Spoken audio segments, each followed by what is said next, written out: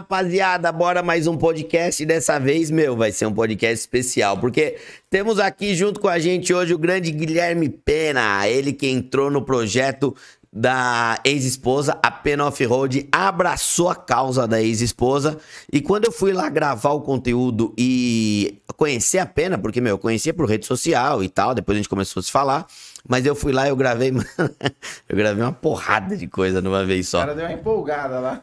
E o Pena começou a contar a história da Pena Off-Road, como ele começou. Eu falei, para, não conta mais nada, não quero saber, porque eu quero te trazer para um podcast para você contar tudo pessoalmente. Então, hoje, junto com a gente, grande Guilherme Pena, uma salva de palmas para esse cara. Aê, sim, efeitos especiais, efeitos especiais. Para esse cara que vai contar a história desde o começo da Pena Off-Road. Antes de começar, antes de passar a câmera para você, só queria agradecer a galera que acompanha aí os vídeos, sempre vocês fortalecem bastante a gente. Agradecer ao pessoal que fica passando aqui na televisãozinha aqui atrás, que é os parceiros que estão com a Tony Mac já há muito tempo. Mercado do Pintor, Loja do Mecânico, Pneu Store, Databox, quem mais? Indasa, aquela galera que fortalece realmente a gente, que acredita no trabalho da Tony Mac, que investe com a Tony Mac. Então tudo isso que a gente constrói também é graças a esses parceiros. Então não posso deixar de agradecer. E lembrando sempre que, Loja do Mecânico, Pneu Store e Mercado do Pintor são e-commerces. Então os 3 e-commerce vocês têm cupons de desconto, que tá sempre na descrição do vídeo. Errei. Pena Off-Road. Lembrar, né? Que tem Pena Off-Road também. Pena Off-Road também é e-commerce. E também tem cupom de desconto. Qual que é o cupom nosso mesmo? Nem lembro. Tony Mac. Eu acredito que seja Tony Mac. A gente põe Tony Mac 5? É Tony Mac 5. Tá na descrição do vídeo. Acompanha aí. Tinha esquecido. Então, valeu todo mundo. Bora começar a contar a história. Pena, se você quiser dar um alô pra galera aí se apresentar, fique à vontade. Fala, galera, beleza? Meu nome é Guilherme Pena. Você tem um nome bonito, hein, mano? Guilherme. Com certeza. Bom, queria te agradecer, né? Primeira vez fazendo um podcast. Não sei muito o que eu vou falar aqui, mas... Você vai contar a tua história. Você vai responder, não se preocupa. É tipo um interrogatório da Polícia Federal? Fala que eu discuto. É igual. Bora. Então vamos lá. Então vamos começar do começo. Quem é Guilherme Pena? Da onde veio? Da onde surgiu? Guilherme Pena é um cara que acredita que qualquer coisa no mundo que alguém já fez é possível de fazer. Então, assim... E o que ninguém fez também é possível. Também é possível. Mas, assim, eu digo que alguém já fez porque muita gente se espelha no mercado de fora, né? Então, a galera, nossa, os caras lá fazem. E eu acredito que a gente consegue fazer tudo, né? Porque a gente vê os grandes aí do mercado de tudo quanto é coisa, eles não têm nada mais que nós, né? Então, desde criança, eu sempre acreditei que seria possível fazer tudo que eu quisesse fazer. Então, eu acredito muito que eu consigo fazer. E quando eu ponho uma coisa na minha cabeça, enquanto eu não faço, eu não sossego. Muita gente me conhece por isso. E, bom, eu sou um entusiasta aí, né? Eu sou apaixonado por tudo que queima combustível. Na verdade, tudo que anda, né? Porque até bicicleta, quadriciclo, qualquer coisa que anda... Bicicleta também, mesmo sem ter motor? O fato de ter que pedalar, né?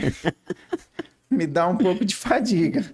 Porém, começou na bicicleta, né? Como todo moleque, né? Começa com a bicicleta virou moto, e assim sucessivamente, né? Uma coisa que o Pena falou é mais pura verdade, porque a gente tá gravando aqui hoje uma sexta-feira, dia 21/7, e ontem ele tava tudo organizando pra vir pra cá e tal. Ele ia vir com a famosa mascote, que é aquela caminhonete monstro, uma F350, que decola do chão. Tem um vídeo no canal pra vocês assistirem. E ele mandou uma mensagem, 8h30 da noite. Eu tava na academia, vi, 3 ligação do Pena. Falei, mano, o que aconteceu? Tipo, arrebentou o diferencial da mascote. Falei, pronto, mano, miou, né? Não vai ter mais, vai cancelar tudo. Não cancelou nada. Ele falou que vinha, ele veio. Meia-noite ele desmontou o diferencial na garagem de casa, colocou em cima do monta-caminhonete e hoje ele tá aqui. Então dá pra ver que é um cara determinado, né, Pena? Aquele negócio, cara. É o que eu te falei. Eu coloco uma coisa na cabeça e eu gosto de muito cumprir com o que eu falo. Então, isso aí foi só um detalhe, né? Queria até agradecer os meninos que estavam comigo, porque não fui sozinho, né? Então, o Douglas lá da minha equipe, foi lá de madrugada em casa pra gente passar a carga de uma caminhonete pra outra. Aí levei ele em casa, olhei pra caminhonete e falei, não, filha, você não vai sair ilesa. Eu vou desmontar. Fiquei até 2 da manhã desmontando o diferencial pra ver. E o que aconteceu foi torque, né? Excesso de torque. Sobrou um pouquinho mais do que o meu diferencial aguentava e quebrou. A gente vai entrando nesse assunto dos projetos inusitados da mascote, vamos falar da ex-esposa, de vários projetos. Mas como que foi a infância do Pena com carro? Tipo, você começou com bicicleta, moto, tua família, teu pai, você tem uma influência automotiva? Um pouco. Meu pai tinha fazenda, né? Cresci na fazenda e tal. Gostava muito de, bem no começo, cavalo. Corria, andava a cavalo, fazia as coisas e tal, e bicicleta. E aí... eu e meu irmão fazíamos equitação, a gente queria começar a laçar. Daí meu pai falou, ó, vocês são muito novos pra laçar, tem muito amigo que perdeu o dedo laçando. Então... é mesmo? Acontece isso no laço? Porque o laço estica, e se ele faz um nó no seu dedo, arranca fora. Eu perdi a ponta do dedo de outra forma depois, né? Mas então, aí, cara, aquela paixão por cavalo esfriou. Porque o que a gente queria que ela laçar, não deu. Aí foi passando os anos, andava de bike e tal. Conheci um cara, o Nelson, que foi meu padrinho aí de trilha. Ele mexia com informática, uma vez fui lá arrumar o computador, cara. E ele era conhecido da minha mãe. Ele falou que fazia trilha de moto. Nossa, na hora que eu olhei aquilo, eu apaixonei. Isso é louco. Aí o meu pai... é tipo um cavalo, só que tem mais cavalos. Exatamente. Aí, cara, meu pai comprou uma XLR 125. Eu tinha 10 anos. Cara, eu pus 2 toquinhos ali, meti pneu biscoito nela, na fazenda, e pus 2 toquinhos pra eu subir, porque não dava pé, que eu ia falar. Minúsculo. Mano, 10 anos. Eu com 10 anos, eu acho que eu não alcançava nem no tanque de uma XLR. Aí comecei a andar, comecei a mexer e tal. Aí eu virei uma sarna no Nelsinho, né? E aí ele vendeu uma outra moto, uma moto de trilha pro meu pai. Aí eu e meu irmão andava na fazenda, assim. E aquilo ali eu descobri minha paixão, né? Que era... eu sempre fui ligado à máquina, né? Então, desde criança, eu fazia meus pais me levar na Grishow, em concessionária de carro. Meu irmão era coisa de pet, assim, né? Tudo. E eu era máquina. Então, eu ia na Grishow, cara, eu decorava catálogo. Você imagina um cara, você chega lá num técnico, e eu já começava a perguntar, mas quantos cavalos e tal? Rotação da tomada de potência e tal. O cara tava na Grishow ali... isso é de máquina. O cara tava na Grishow ali, sendo questionado por uma criança e não sabia responder. Aí... enfim, aí fui pro rumo de moto, né? Moto de trilha, lá eu me achei. Aí... você chegou a competir alguma coisa ou você só brincava? Não, no começo eu brincava, né? Aí a moto era do meu pai. Aí meu pai comprou uma moto, quando eu fiz 14 anos, ele comprou uma RMX 250, que é uma moto 2 tempos, né? Ela tem 49 cavalos e 93 quilos. É uma moto de enduro. 2x1. Relação dela. É absurda, absurda. A gente passou 4 meses com a moto, meu pai vendeu porque ele falou que ele queria que a gente crescesse, né? Senão vocês iam se matar. Isso daí devia levantar sozinha, né? Sozinha. Era só relar, levantava. Cara, era impressionante. Tinha os toquinhos ainda, né? Porque ela era bem mais alta que a XLR. Era uma moto de competição. Sim. E... aí ele vendeu, acabou a graça de moto. Não, eu tinha uns boizinhos lá que eu tinha juntado minha mesada, vendi os bezerrinhos, fiz meu pai comprar uma moto pra mim. Peguei... o dinheiro era meu, né? Isso moleque ainda? Isso moleque novo? Eu tinha 14. Aí eu comprei uma XLX 350. E a XLX 350, eu fazia trilha com o pessoal, todo mundo me adorava, porque eu caía, precisava da turma inteira de trilha, da pernada nela, porque eu não pegava. Aí, depois... lá vem o Pena com aquela porra daquela moto que não pega. Exatamente, cara, os caras, a hora que eu olhava, eu chegando no posto, assim, na concentração, pra sair pra os caras, meu Deus, vamos ter que dar pernada hoje. E você era o mascote? Você era o moleque mais novo? Eu era mais novo. Na verdade, a minha mãe só deixava eu andar se eu fosse com o Nelson. O Nelson tem 2 filhos, né? O Lucas e o Pedro, que eu andava junto. E eles são mais velhos que eu, mas a minha mãe me acompanhava até na casa dele. De carro, eu ia de moto, do outro lado da cidade. Aí, a partir dali, a gente ia pra trilha. No final da trilha, ele sempre passava, me deixava em casa e ia embora. Isso lá em São José dos Campos? Não, em Barretos. Barretos. Aí, você é de Barretos? Sou de Barretos. É perto ali, não é? 90 quilômetros. Tá. Aí eu vendi a XLX depois de um tempo, comprei uma DT200. Putz, a DTzinha 200R. Aí, então, daí na DT, na XLX, eu já tinha minha paixão. Então, assim, a XLR do meu pai eu já tinha desmontado. Um dia meu pai chegou lá, tava só o quadro. Eu comprei um livro de mecânica. Eu tava no primeiro colegial. Juro pra você, cara, parecia um calhamaço de papel chamex, assim, ó. É. Nós fomos pro Guarujá. Cara, eu não fui um dia na praia. Você ficou Eu li o lendo livro inteiro de mecânica de moto. Você leu não, você engoliu o livro, né? Engoli. Inclusive tinha diagrama elétrico lá. E eu aprendi a ler diagrama. Eu tava no primeiro colegial isso aí. Aí comprei um outro manual de mecânica de moto. Ali eu me achei, né? Aí eu desmontei a XLR, arrumei. A XLX, eu desmontei todo o diagrama elétrico. Isso eu tinha no primeiro colegial, não lembro que idade que eu tinha. 14, 15 anos. É. Acho que uns 15 anos. Aí eu desmontei, refiz todo o diagrama elétrico, reformei embreagem, troquei campana de embreagem, escapamento. Aí aprendi a usar o torno, fui lá, o vô do meu primo tinha uma fábrica de faca, aí ele me ensinou já a usar o torno, eu aprendi muita coisa desde criança, eu cresci dentro daquela fábrica, vendo como é que era a metalúrgica, né?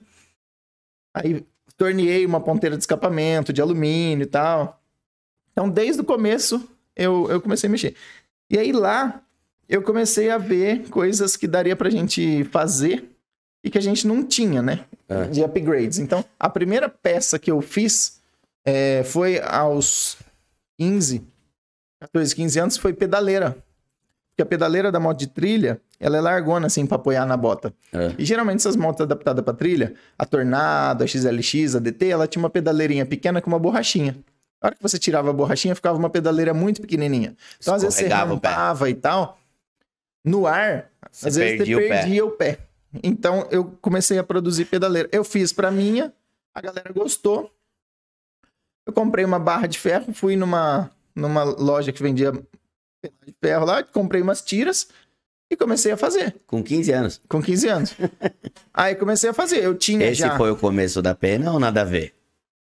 Cara, eu acho que tudo levou. Porque assim. Eu acho que esse foi o começo do pena, não da pena. Exatamente. Aí, então, assim, as primeiras peças que eu fiz foi de moto, né? Então eu comecei a vender pedaleira. Eu entrei num fórum de moto, comecei a vender pedaleira pra galera. Aí eu me mudei pra São José do Rio Preto, achei uma tornearia, cara. Eu terceirizava a montagem. Então eu fazia, eu não tinha máquina de solda na época, eu não sabia soldar. Então eu levava, pagava pro cara soldar, mandava pintar e vendia. Você vendia por onde? Só nos fóruns? Fórum, Só nos fóruns de internet? Fórum de internet da época. E aí, pro meu grupo de trilha, né? Daí eu comecei a fazer parceria com a oficina. Então, eu via as oficinas de moto da região, moto de trilha, e oferecia as pedaleirezinhas e vendia. Aí, eu comecei a fuçar. Eu fui para os Estados Unidos em 2004. Minha mãe foi fazer pós-doc numa universidade lá, de Washington. E aí lá eu fui atrás de coisa de moto e tal. E aí eu conheci o eBay. E no eBay eu comecei a comprar. 2004 já tinha Mercado Livre aqui? Não tinha, né? Não tinha. O eBay, na verdade, o Mercado Livre veio depois, né? Sim, do Bazar, que é o eBay também, uma coisa. Aí eu conheci o eBay e comecei a comprar peça de moto desmontada. Eu comecei a importar a suspensão invertida das motos de cross e vender, distribuir para essas mesmas oficinas que eu vendia pedaleira, eu comecei a vender suspensão. Então você lá dos Estados Unidos vendia peça aqui pro Brasil? Não, eu fui para os Estados Unidos, aprendi isso aí. Quando eu voltei, eu comecei a importar. Quando você voltou. Quanto tempo você ficou lá? Eu fiquei 4 meses só. Ah, tá. E aí, só que lá eu estudei em escola pública e tal, foi a vida normal. Aí lá eu aprendi, eu vi a galera usando isso aí, falei, pô, vou começar a pesquisar. Aí comecei a pegar o dinheirinho do lanche ali, aquelas coisas, comecei a trazer suspensão. E, porra, eu pagava 200, 300 reais numa suspensão, vendia por 2.500 aqui. Uma criança em 2000 e pouco. Uma criança. O cara tem uma visão empreendedora. Tinha um presidente americano que falava, se você comprar por 1 cento e vender por $1, você não precisa nem fazer conta. Você aprendeu isso desde cedo. Aí, cara, eu trouxe 1, 2, 3, daí eu falei, porra, eu tô trazendo suspensão, vou trazer a moto toda. Aí eu importei uma CRF 450 aos pedaços. Só que chegou na hora do motor... Tudo pelo eBay. Tudo pelo eBay. Na época nem taxava essas coisas, né? Não, taxou. Então, taxou só o chassi. Daí o chassi era grandão. Daí o chassi, na época, eu recebi um e-mail da Receita Federal, porque o sistema nem era informatizado, nem nada, né? Cara, eu lembro, eu ia no orelhão da esquina da esquina de casa lá, pra ligar no correio, pra ficar rastreando minhas encomendas. Eu acho que muita gente não sabe o que é um orelhão, então dá uma agitada no Google aí que você vai descobrir o que é um orelhão. E eu ficava no orelhão, ligando no correio, pra saber onde tava. Pra saber onde tava. Aí, que às vezes a gente ia pra fazenda, e lá na fazenda não tinha telefone. Então, quando a gente ia pra cidade, eu pegava e ligava, eu ficava ligado no correio pra ver. Aí, enfim, aí trouxe essa CRF, aí recebi o e-mail lá da Receita, falei, é uma moto de competição e tal, Bibi, não tem Renavan e tal. Então, aí passou direto, porque eles falaram, é proibido importar chassi. Eu falei, não, mas é restrito e tal. Aí foi. Importei chassi. Peraí, Pena, você driblou a Receita Federal? Mandei um e-mail. Com quantos anos você tinha isso? 15.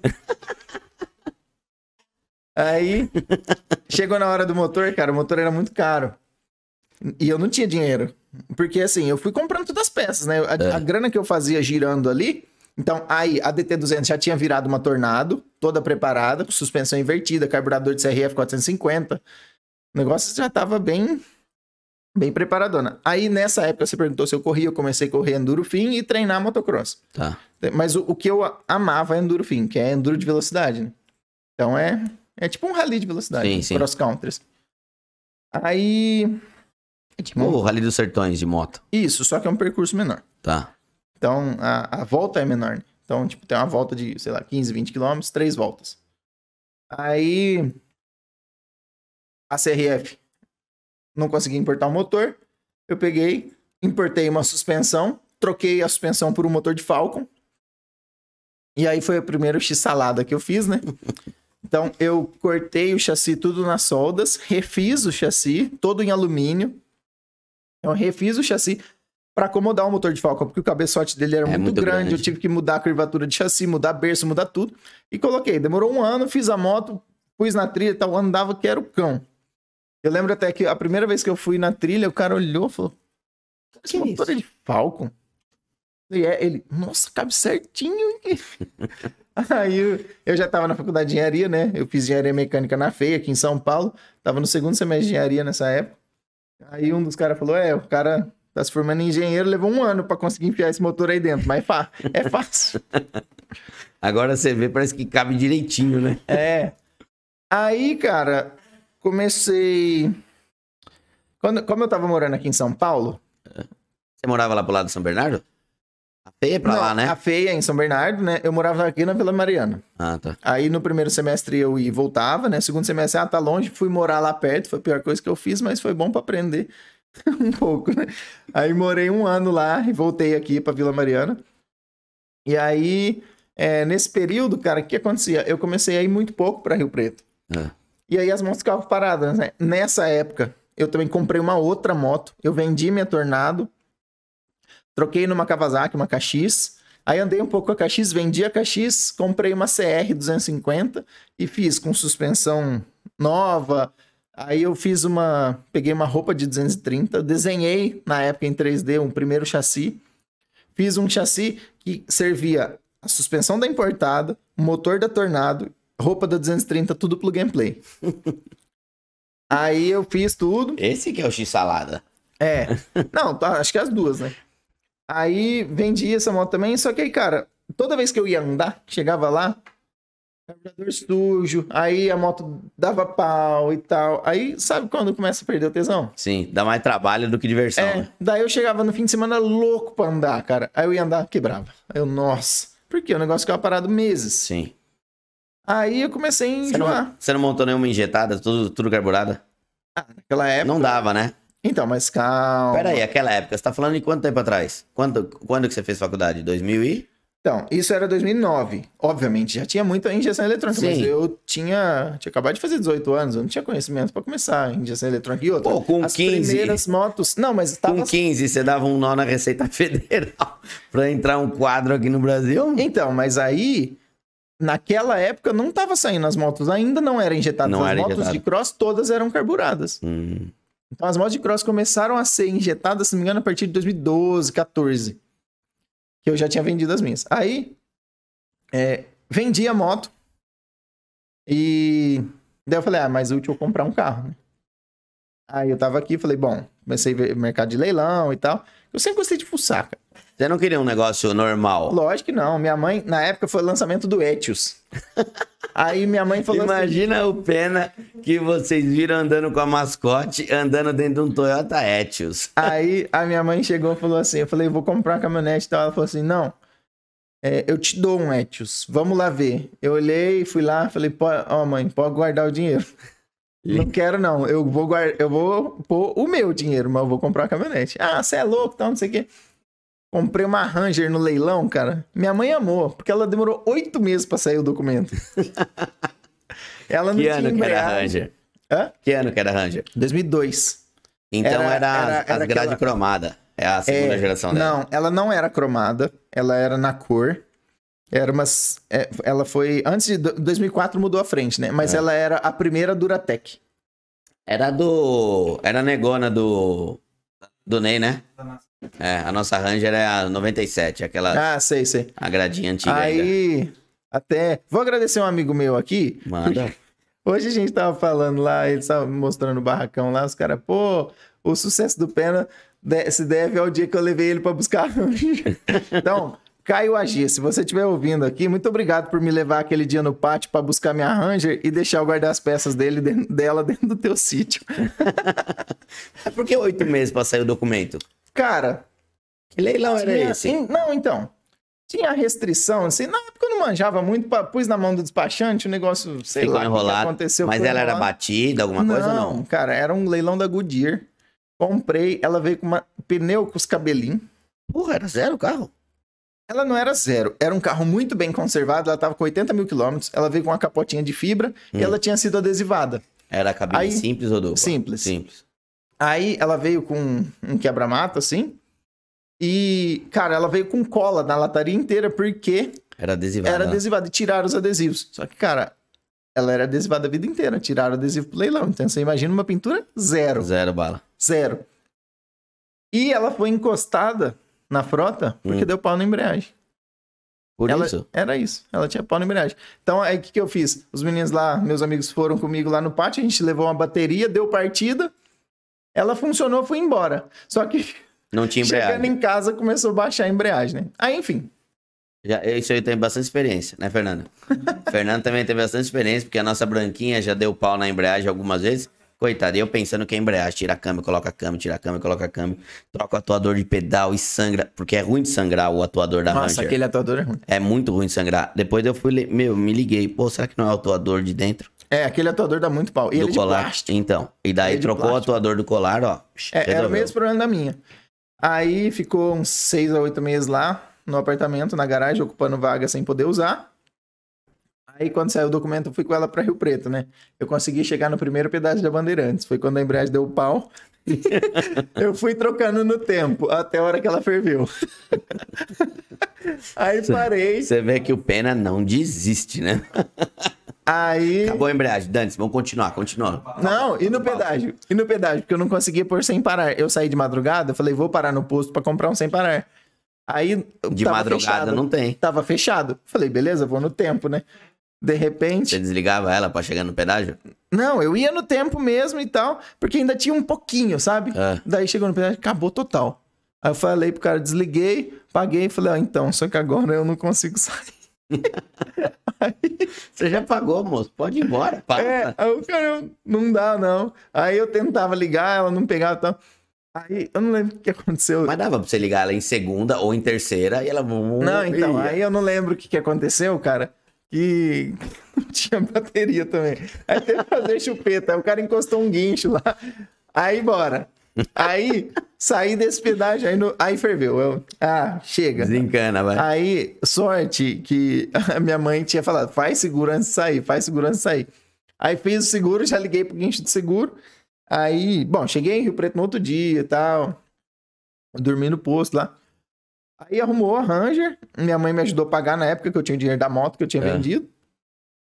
E, nossa, eu lembro que ela me odiou. E ela por ter falou pra comprado. você, tá vendo? Por que que não comprou o Etios? Exatamente. Carro seguro, é Toyota. Exatamente. Só que aí minha mãe tinha um Corolla. O Corolla deu oficina bem mais que minha Ranger. A minha Ranger nunca mais foi pra oficina. Nunca mais viu oficina porque você arrumava em casa, mas que ela Não, quebrava, ela quebrava. Nunca Nada. deu pau, cara. Ela trocou. Ela tava com a válvula termostática travada aquele dia e o negócio da embreagem. Trocou, nunca mais Nunca mais deu pau. problema. E Com quantos anos você aprendeu a dirigir carro? 8. Desde os 6 eu dirigia trator no colo com meu pai e tal. Ah. Daí com 8 anos ele me ensinou a dirigir carro. Que carro? Que caminhonete que era? Não, então na época ele tinha uma D20. Uma Caralho, C20, na verdade. eu aprendi com uma Bonanza e depois eu dirigi um tempão uma D20, com 8 anos também. É, ele tinha uma C20, cara, nessa época. E, nossa, era muito louco, era uma Bordeaux. E eu lembro que ele tirou o filtro, depois escape esportivo. Eu Então escutava teu pai gostava das coisas, então. Eu escutava na escola, a hora que ele ia me buscar, eu escutava glu, glu, glu, glu, glu, glu, glu. Eu falei, meu pai chegou. Então teu pai gostava do negócio. Não, então ele- tô ele vendo que curtia. você teve uma boa base Não, aí. e assim, eu falei que meu pai que eu gostava de trator, agrishow e tal. Meu pai sempre me incentivou. Então, assim, ferramenta, eu sempre tive muito mais ferramenta que meu pai, porque eu era doente em ferramenta. Então, eu ganhei a minha primeira furadeira. Eu tinha 6 anos de idade, foi no meu aniversário de 6 anos. A minha família quis matar minha mãe e meu pai. Mas era furadeira de Uma brinquedo? furadeira Bosch, velho. Que eu usei, inclusive, nos primeiros anos da pena. Ela foi queimar dentro da pena off-road. Mas você tinha que arrumar ela, uma troca induzida, isso daí tinha que Não, ficar aí- pendurado lá na entrada da pena. Essa aí, coitada, já você foi. Mas usei ela por muitos anos, desde os 6 anos de idade. E assim, sempre gostei muito e meu pai me incentivou muito. Então, meu irmão gostava de bicho, ele comprava bicho pro meu irmão e ferramenta pra mim. E aí, enfim, onde eu tava lá. Não, eu ia perguntar o seu primeiro contato com o carro. Daí você falou da Aí- C20 e isso. tal. Aí aprendi a dirigir. Aí meu pai trocou, acho que ele comprou uma estradinha, uma saveirinha. E eu comecei a dirigir. E aí, mesmo na fazenda, como a gente ia quase toda tarde pra fazenda, porque era muito perto da cidade, Ah. a gente saía da Mas você escola... morava na fazenda? Não, a gente morava em Barretos. Ah. E a fazenda era 40 quilômetros. Então a gente almoçava e ia pra fazenda à tarde. Então Entendi. no final, assim, chegava na fazenda, era 10 quilômetros de terra até chegar na fazenda. Entrava na terra, ou eu ou meu irmão já vai, eu quero. Aí vai, um vai, outro volta pra não dar briga. Isso aí. Aí eu lembro que quando eu já fiz uns 12, assim, meu pai começou a me deixar dirigir na rodovia, eu e meu irmão. Hoje em dia pode contar, não tem problema. Isso aí faz muito tempo. Aí, não, a gente já tinha bastante noção. E aí, tipo, tava há 4 anos dirigindo o carro sozinho, pô. Minha mãe xingava tanto. Eu vou fazer só um entrevistado aqui é o Pena, mas vou fazer só um aspas aqui. Minha mãe xingava tanto que a gente ia viajar. Era uma D20 cabine dupla. A gente ia em 7 dentro da 20, que ela cabia 7. Parava no meio da estrada, meu pai encostava. Vem. Toca. Aí ia dirigindo. Minha mãe xingando do lado. E aí eu tinha 12, meu irmão tinha 13, 14.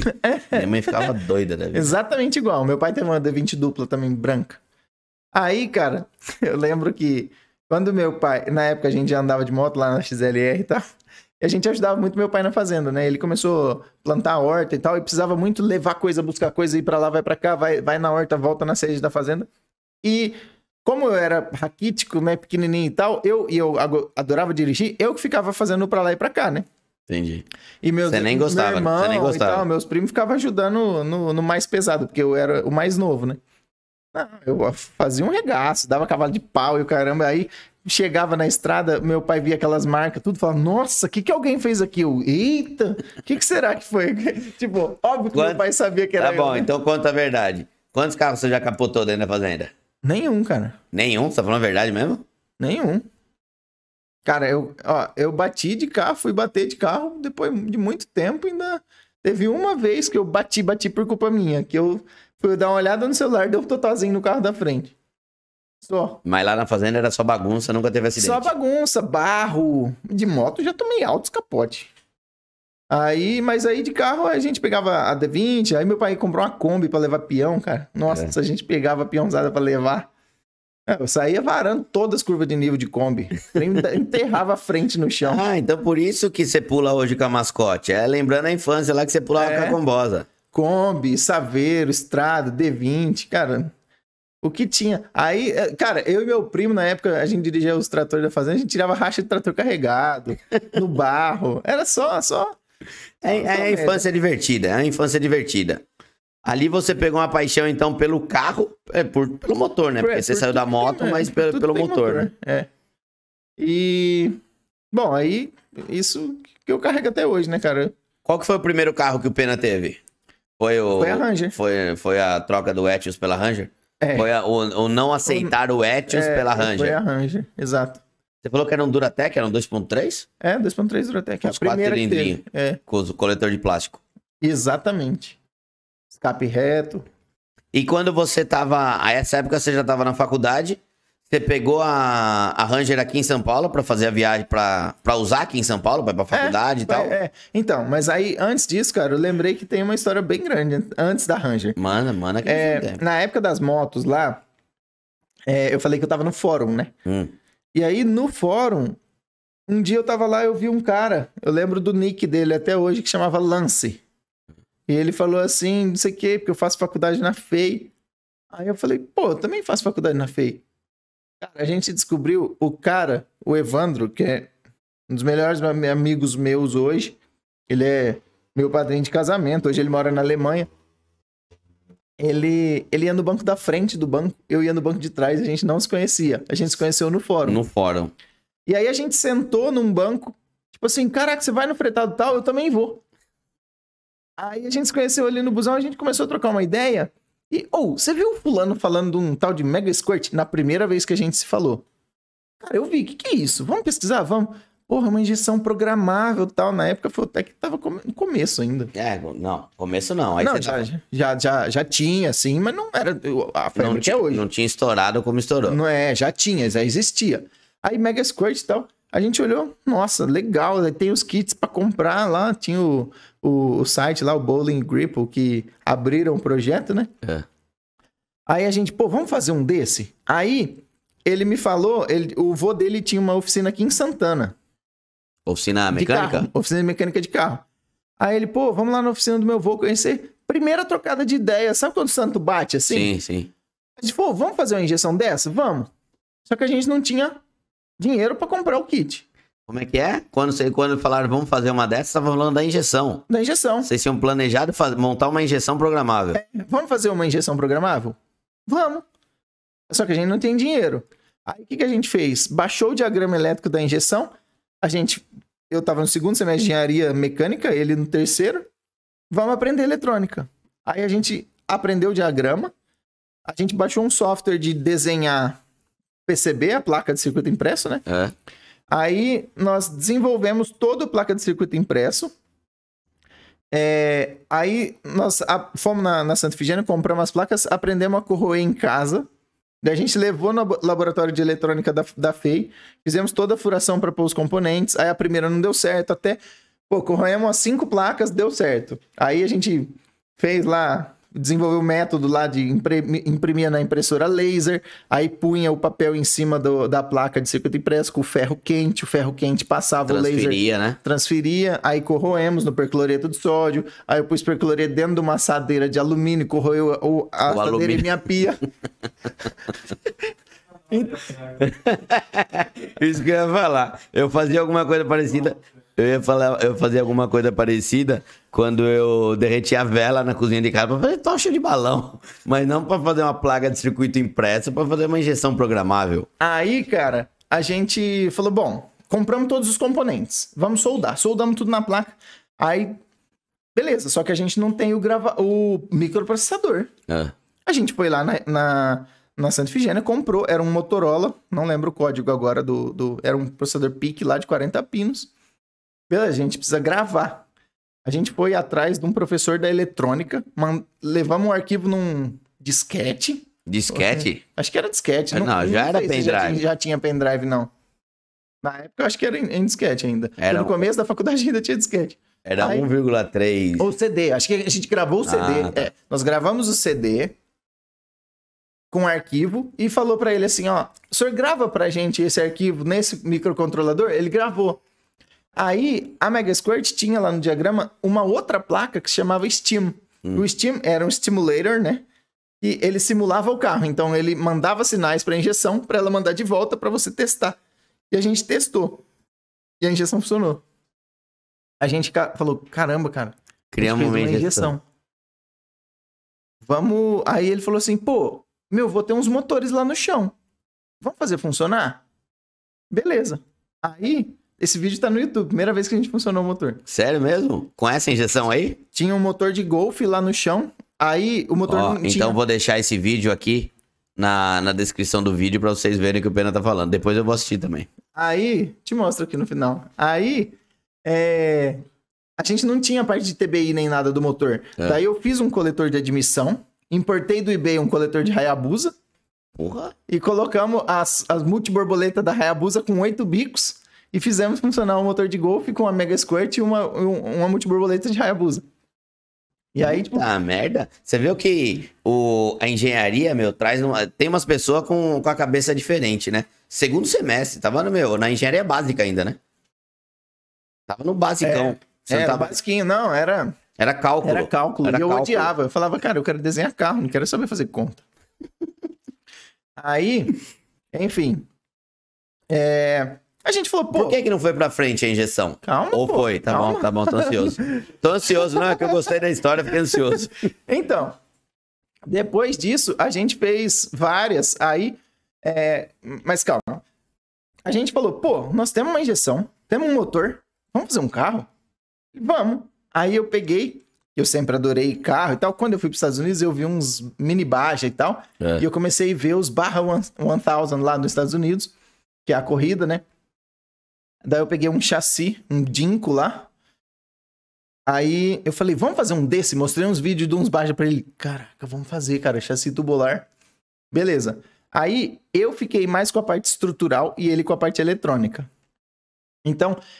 Aí eu tive que aprender a modelar em 3D para poder desenhar o chassi. Aí, tipo assim, a gente ia em casa, assim, punha uma cadeira uma do lado da outra, vamos fazer o cockpit.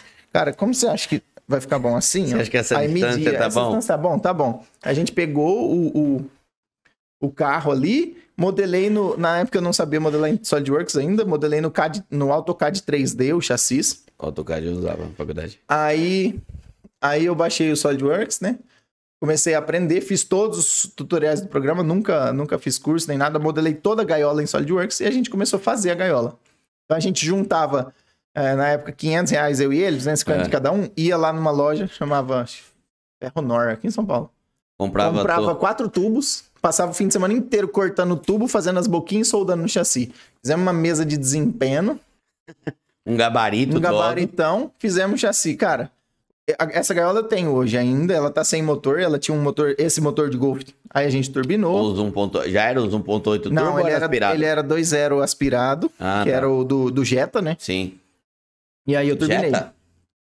Jetta e Golf e no do Bora também, né? Do Bora. É verdade. Do Bora. Aí eu peguei esse motor, aí turbinei, no final ele tava com 280 cavalos, mais ou menos. Com a sua injeção? Tava com essa injeção. Aí, nesse período, aí a galera da faculdade começou a olhar. Pô, o carro funcionou. Aí chegou um amigo nosso, Pimenta, tinha uma Paraty. Vamos injetar minha Paraty? Aí ele arrumou um jogo de borboleta também. Acho que eu tinha importado um jogo de borboleta de CBR. Aí vendi o jogo de borboleta de CBR pra ele. Ou não, ele arrumou de outra pessoa. Acho que o jogo de CBR eu vendi pra alguém. Montamos a Paraty, 1.6 APzinho, com borboleta de CBR. Aspiradona, as 4 bocona e injeção. Eu lembro que a gente ia pra balada, mano, ele arrancava a injeção e punha no bolso, que ninguém roubava o carro. Mano, que tamanho que tinha a injeção? Tipo um celular assim? Não, era exatamente a mesma caixa patola da Fotec. Ela era tipo assim, ó. Ela mesmo? Tinha tipo 12 por 12 por 4, mais ou menos. Um mapzinho interno. Tirava, colocava no bolso. O cara da balada ia revistar. O que é isso aqui? Na injeção eletrônica do meu carro. Aí, cara, o vô do Evandro, que era dono da oficina, né? Aí ele já tava meio que pendurando as botas e ele curtia muito ver a gente fazer aquilo lá, né? Então ele incentivava, deixava. Aí ele tinha uma C14, cara. Pensa numa C14 relíquia. Aí a gente importou uma TBI de uma GM V8 350 e injetamos uma C14 também. A gente começou a injetar tudo quanto é carro que a gente via pela frente. A injeção de vocês, ela funcionava, ela fazia leitura de sonda e tudo? Tudo? Era tipo uma Fotec. Ela fazia tudo. Inclusive, na época, ela já tinha ligação Bluetooth com o celular. Nem existia Bluetooth ainda na época, Pena. Existia o USB. Na época era o USB. Logo que saiu o primeiro adaptador Bluetooth, você ligava nela e... Aquelas anteninhas, não é? Bluetooth. Você ligava aquilo na porta serial, porque ela não era USB. É isso aí. Eu lembro, o meu notebook tinha essa anteninha. Aí depois, como a Megasquirt é um open source, todo mundo ia fazendo coisa e pondo no fórum. Então, o Evandro, esse meu amigo, ele manjava muito e ele começou a se aprofundar muito. Então, assim, cara, esse transistor não é legal. O fulano testou, esse aqui é melhor, vamos mudar o esquema. A gente mudava o esquema elétrico em outro. Mas aí eu falei, cara, vamos meter o louco, vamos abrir uma empresa e vamos fazer isso. Só que eu sempre quis empreender e ele não queria. Ele falou, cara, era o cara técnico do negócio. Ele falou, cara, eu não quero. Eu queria abrir oficina de preparação, já conversei com o vô dele, porque o vô dele me adotou, né? Aí, tipo, eu fiquei tão fuçando nessas coisas que eu tomei pau na faculdade. Fiquei um semestre fazendo 2 matérias, depois o outro semestre fazendo uma. Ou seja, só as DP que ficou pra trás. Mas nesse período eu fiz 3 matérias. Só que você desenvolveu uma injeção. E a nossa gaiola evoluiu pra caramba. E aí, cara, eu já tava pilhado. Vamos fazer.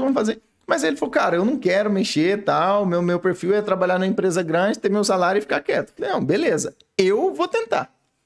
Só que na parte de injeção, eu não manjava muito.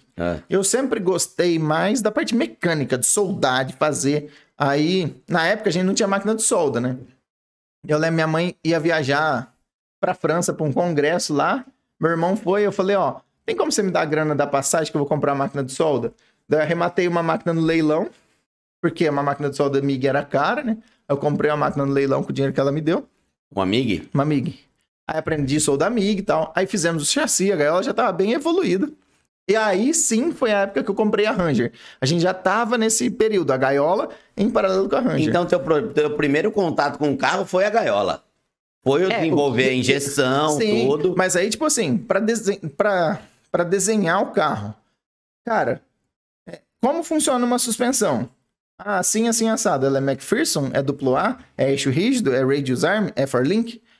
Cara, não sei, eu vou pesquisar. Tá, beleza. Aí, ela vai ser duplo A. Tá, são 2 braços, mas esse braço é assim ou é assim? Ou é assim? Esse ponto põe aqui ou aqui? Aí, cara, eu comecei a ter que ler muito pra fazer sem fazer merda, né? Pra montar a gaiola, você acabou... Pra montar a gaiola, eu tive que pesquisar muito sobre suspensão, sobre setup de carro e tal. Qual que é o nome do seu amigo que você falou? Que falou que você tem que agradecer por conta dele ter te levar pra buscar Ranger? O Caio. O Caio, mentira. Na verdade, você tem que agradecer porque você teve a ideia de montar a gaiola. Sim. Porque hoje o que você faz tá bem direcionado a isso, né? Sim. Não, na verdade, quem Ô, Caio, eu tô brincando, tá? Não tô não tô desmerecendo nada, não. Mas quem participou de tudo isso foi o Evandro, né? Que a gente era cu e calço o dia inteiro junto. Saía, tipo, cada um ia fazer sua matéria, voltava no intervalo, ficava discutindo da gaiola, suspensão e tal. A galera até ficava zoando, namoradinho e tal, não sei o quê. Cara, a gente tava tão aficionado no negócio que, tipo assim, aí os caras, a gente começava a mostrar pros alunos amigos nossos, os caras olhavam e falavam, mano, você é louco, que é isso? Tipo, segundo semestre... Você acha que você vai montar um bagulho desse, seu retardado? Exatamente. E assim, aí começamos a fazer. Peraí, mas na FEI existe, assim como em outras faculdades, outro dia a gente entrevistou aqui o pessoal de Campinas, da Unicamp de Campinas, sim, a FSAI, que eles montam um carro, tudo, sim, participa, sim. Tem campeonato mundial e tudo. Na FEI também tem, não tem? Na FEI tem. Você participou do projeto da FEI? Então, eu não participei do projeto Baja. Eu participei de um projeto que se chamava FEI X20, que era um carro com um chassi tubular de alumínio, um motor LS1, câmbio de Porsche. Porra! Isso no segundo semestre. Que projetinho, hein? Só que aí, cara, eu tava no segundo semestre, eu já gostava, já estava fazendo a minha gaiola. E aí eu me lasquei muito, né? Porque eu me dediquei muito ao projeto e me lasquei nas matérias. Aí, de repente, eu falei, cara, quer saber? Eu vou dedicar tudo isso pra mim. Vou fazer o meu projeto. E aí eu comecei a fazer a gaiola.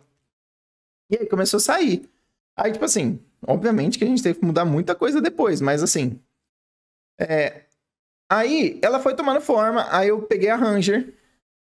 E a gaiola começou a ficar mais esquecida. Nós dois começamos a trabalhar. Ele começou a trabalhar na Voit aqui em São Paulo.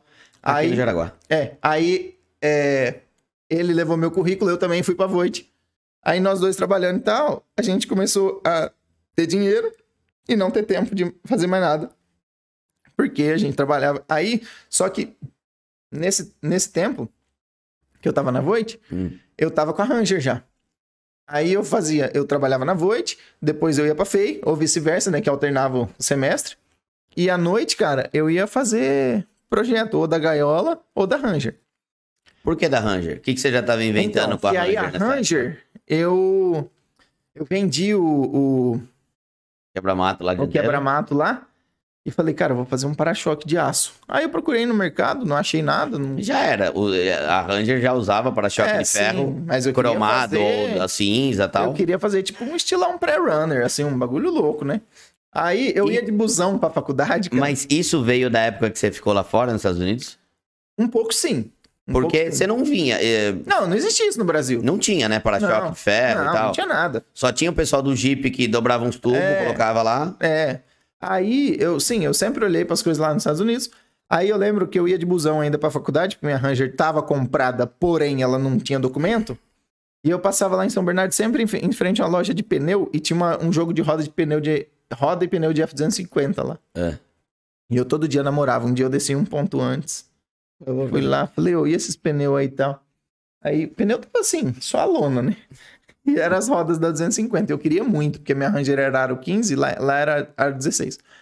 Aí briguei. Mas a furação da Ranger é 5 por alguma coisa e da 250 é 8. É, 514 e a outra é 870. É, 870. Aí, falei, vou comprar. Eu que me viro pra fazer. Beleza. Aí, nessa época, minha mãe tinha me dado um torno. Porque ela viu que... com 6 anos deu uma furadeira, já tava na hora de dar um torno, né? Foi. Aí no torno, com o torno, a gente fez a dobradeira que fez os tubos da gaiola, né? Não, o pior é que ele responde,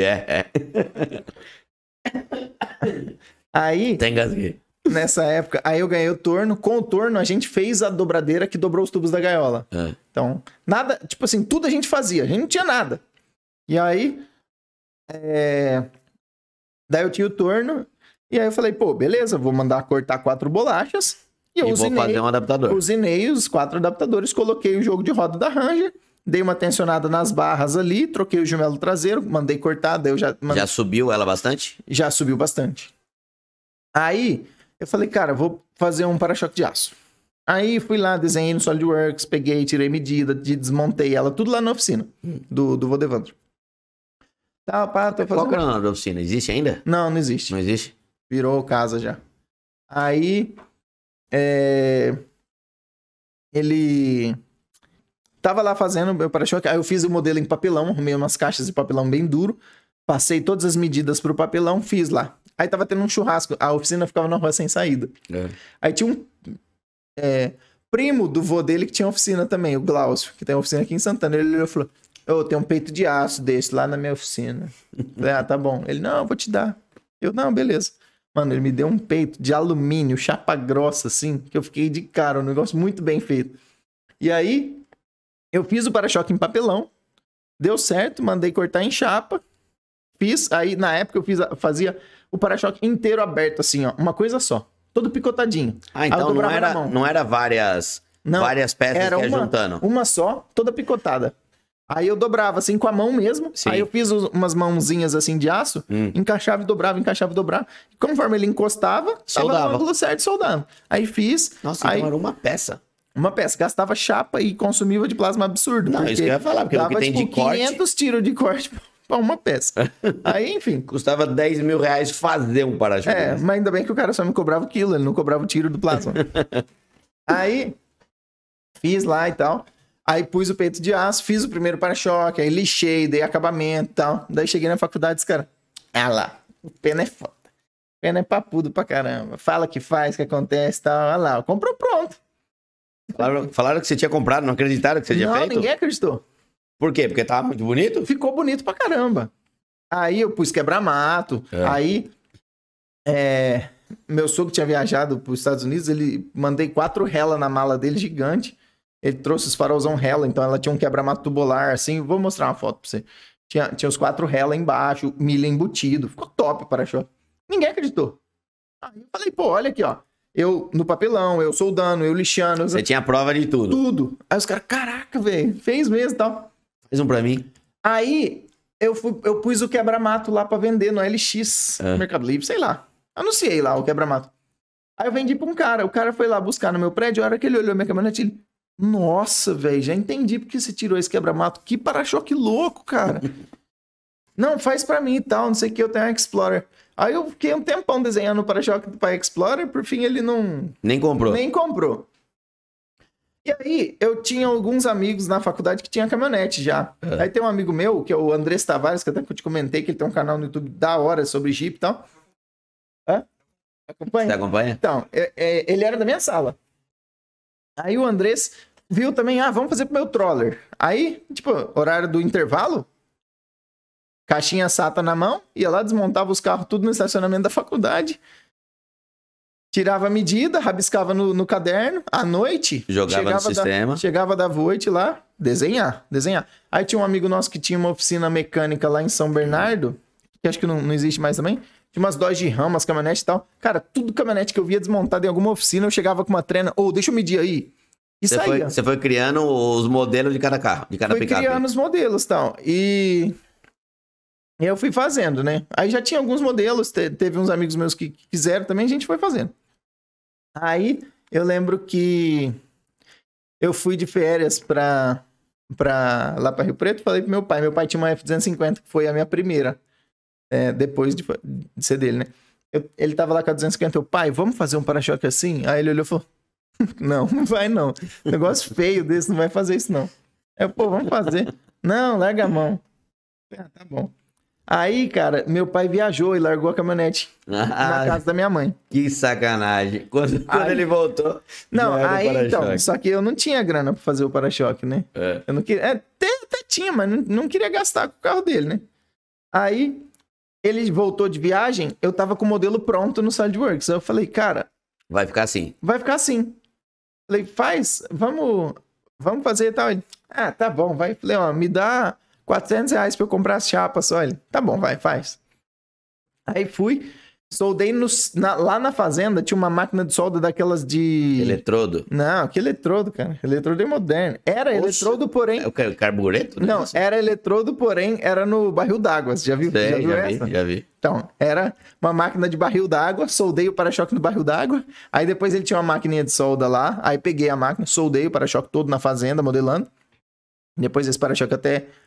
refiz, porque ele ficou muito feio, porque era difícil você fazer logo de primeira, né? Sim. Até hoje é difícil fazer de primeira. Aí fiz. Aí, cara, postei no Facebook na época, um gostou, outro gostou, comecei a postar. Aí veio fez. Mas a galera começou a gostar do da F-250? Não, gostou do da Ranger, gostou da F-250, aí eu fiz um pra Ram, só que o da Ram eu fiz na oficina do meu amigo lá, pus numa Ram, tirei foto e postei. Aí veio um cara lá, do Sul, quis o para-choque, vendi pra ele. Mas quando você começou a fazer isso, você já tinha ideia de começar a fazer pra vender? Ou tipo, você tava fazendo por fazer? Vou fazer, vamos ver o que vai dar. Eu trabalhava, né, e tava fazendo. Aí, não tinha muito...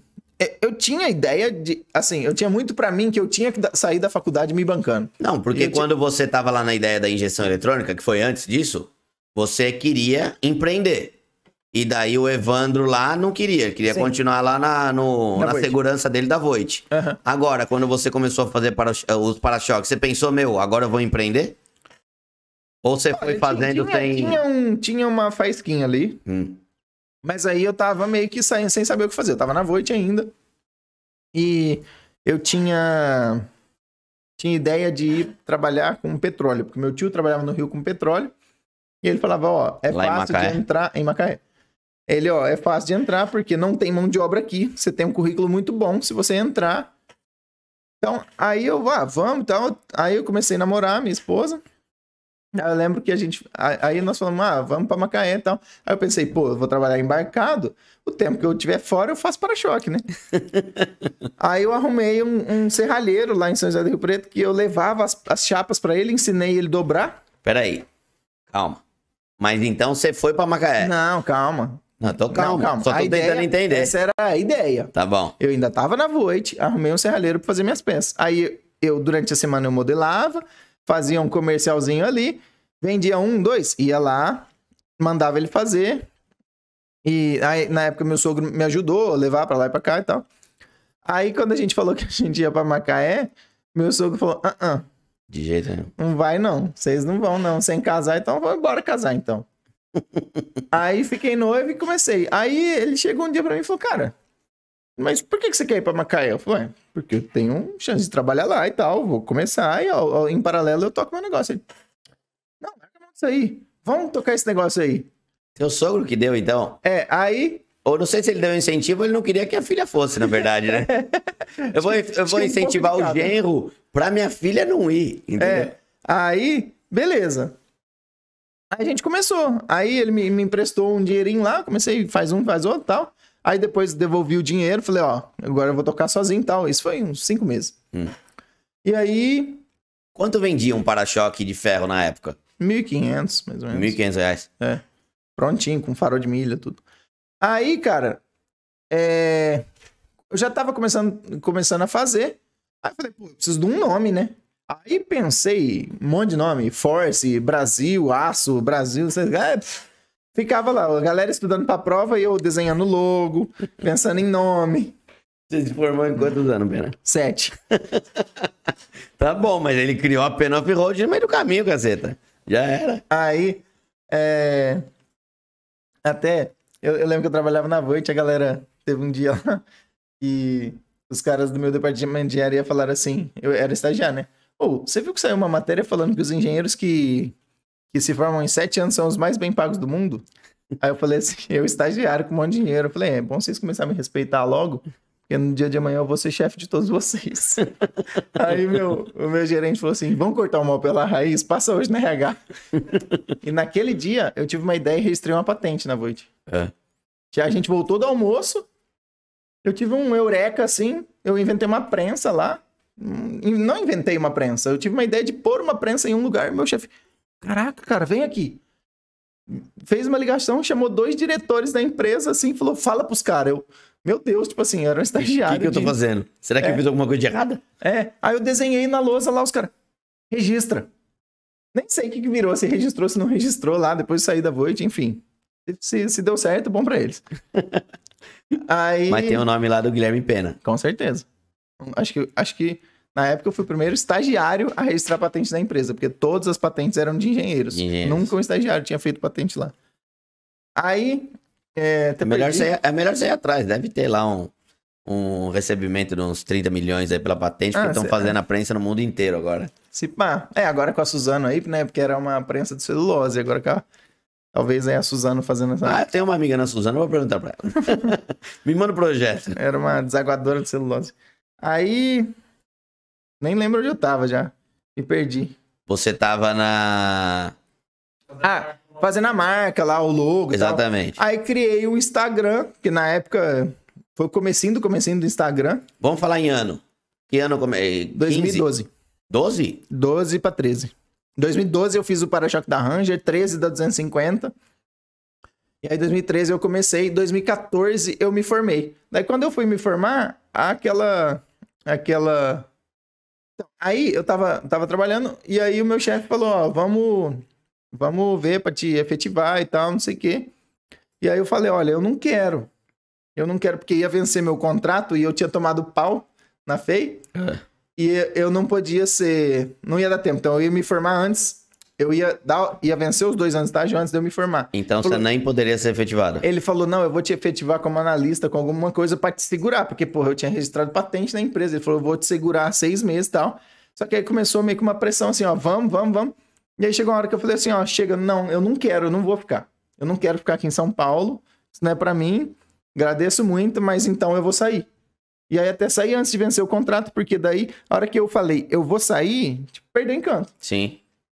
Eu falei, beleza, vou fazer para-choque. Aí comecei a fazer. E aí quando eu me formei... 2014, a gente 2014 tá falando... lá, do governo da Dilma lá. Aí, a gente tá falando em 9 anos atrás. Aí, naquela época, cara, Petrobras... Lá pra baixo. Ainda bem que você saiu na hora certa. Halliburton... e achar a chance de emprego também junto. Sim. Aí eu falei, cara, me formei no final de 2014. Vou ouvir meu sogro. Falei, não, meu sonho. naquela época eu já tava sozinho. Falei, cara, tem a cara e a coragem. Vou meter a cara e vou fazer. E daí você começou fazendo só os para-choque. Na verdade eu tinha, sei lá, uns 6, 7 modelos. Fui pra Rio Preto. Falei, bom, agora o que era terceirizado, eu preciso fazer pra poder aprimorar, né? Então, aí eu aluguei um salão. Aí meu irmão na época entrou comigo, que meu irmão tava parado também. Teu irmão é mais velho ou mais novo? Meu irmão é mais velho. Ele é advogado. Aí Advogado. ele falou, vamos fazer e tal. Aí alugamos um salão. Cara, eu tinha na época, acho que uns 6 para-choque em estoque e R$1.000. E o salão era 1.400 o aluguel. Falei, bom, Dá pra pagar quase um mês. eu tenho um mês pra arrumar. Será que o cara aceita para-choque de ferro como pagamento de aluguel? Aí- 6 para-choque dá 6 meses de aluguel, né? Exatamente. Aí, cara, o primeiro mês vendeu um para-choque. Daí eu falei, pô, legal, paguei o aluguel e consegui comprar material pra repor aquele Pra fazer para-choque. outro. Aí no segundo mês, falei, bom, agora a gente já tá no segundo, né? Vamos. Aí um vendeu dois. Quem que trabalhava lá? Só você e teu irmão? Eu e meu irmão. Aí com 5 meses de empresa, a gente conseguiu contratar o primeiro soldador. E aí eu lembro que nosso salário no primeiro ano foi R$300. O soldador já ganhava acho que 2.000 e eu e ele ganhava 300 cada um. Aí no segundo ano, a gente, não, vamos melhorar, né, cara? A gente merece, porra. 450, vai. Não, pagamos R$700, pô.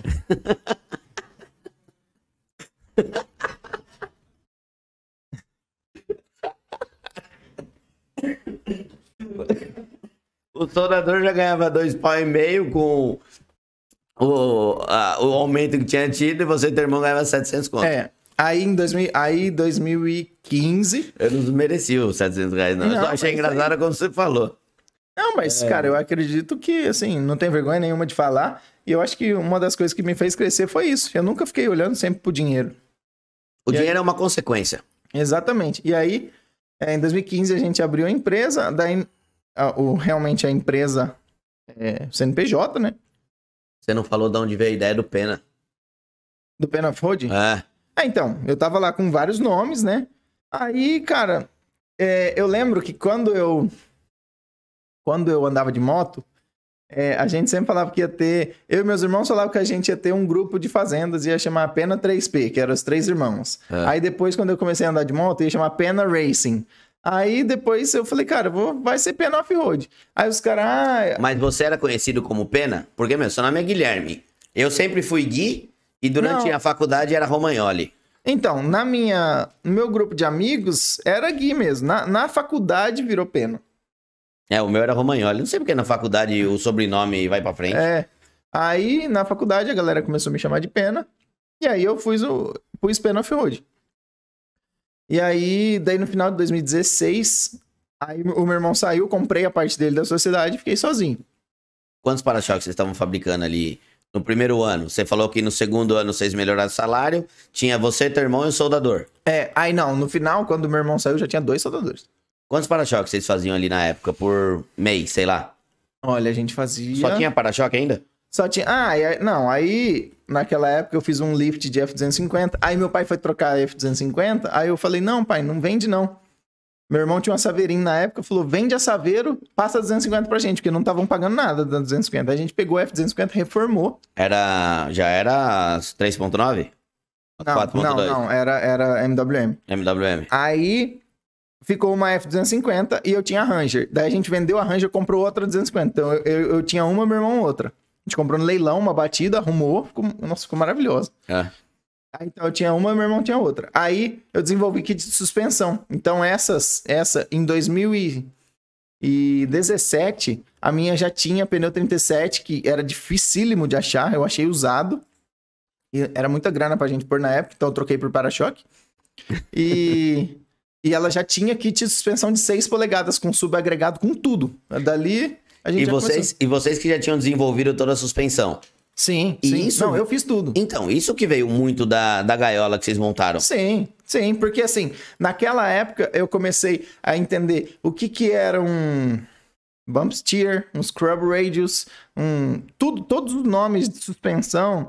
E entender o que cada coisa fazia. Como cada uma funcionava. Convergência, divergência, tudo relacionado à suspensão. Então, princípio de Ackermann, anti-Ackermann, Ackermann, positivo, negativo, cambagem. E fui entendendo o que aquilo ali fazia no carro. Então, aí, quando eu olhei a suspensão da caminhonete, falei, pô, funciona assim, tal. Vou abaixar esse conjunto, eu preciso baixar tudo. Por quê? Para manter cambagem, manter o Ackermann, manter isso, aquilo e tal.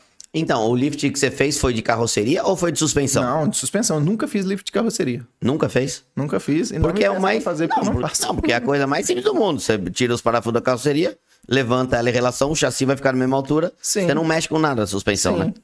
Mas é contra meu princípio, porque eu não faço nada que eu não acredito que seja útil. Sim. E o lift de carroceria só serve para pôr um pneu maior. Só isso. E eu queria ter performance, porque o meu negócio era andar que nem os americanos, igual um retardado na terra. Você queria fazer o que você fazia de moto com uma caminhonete. Exato.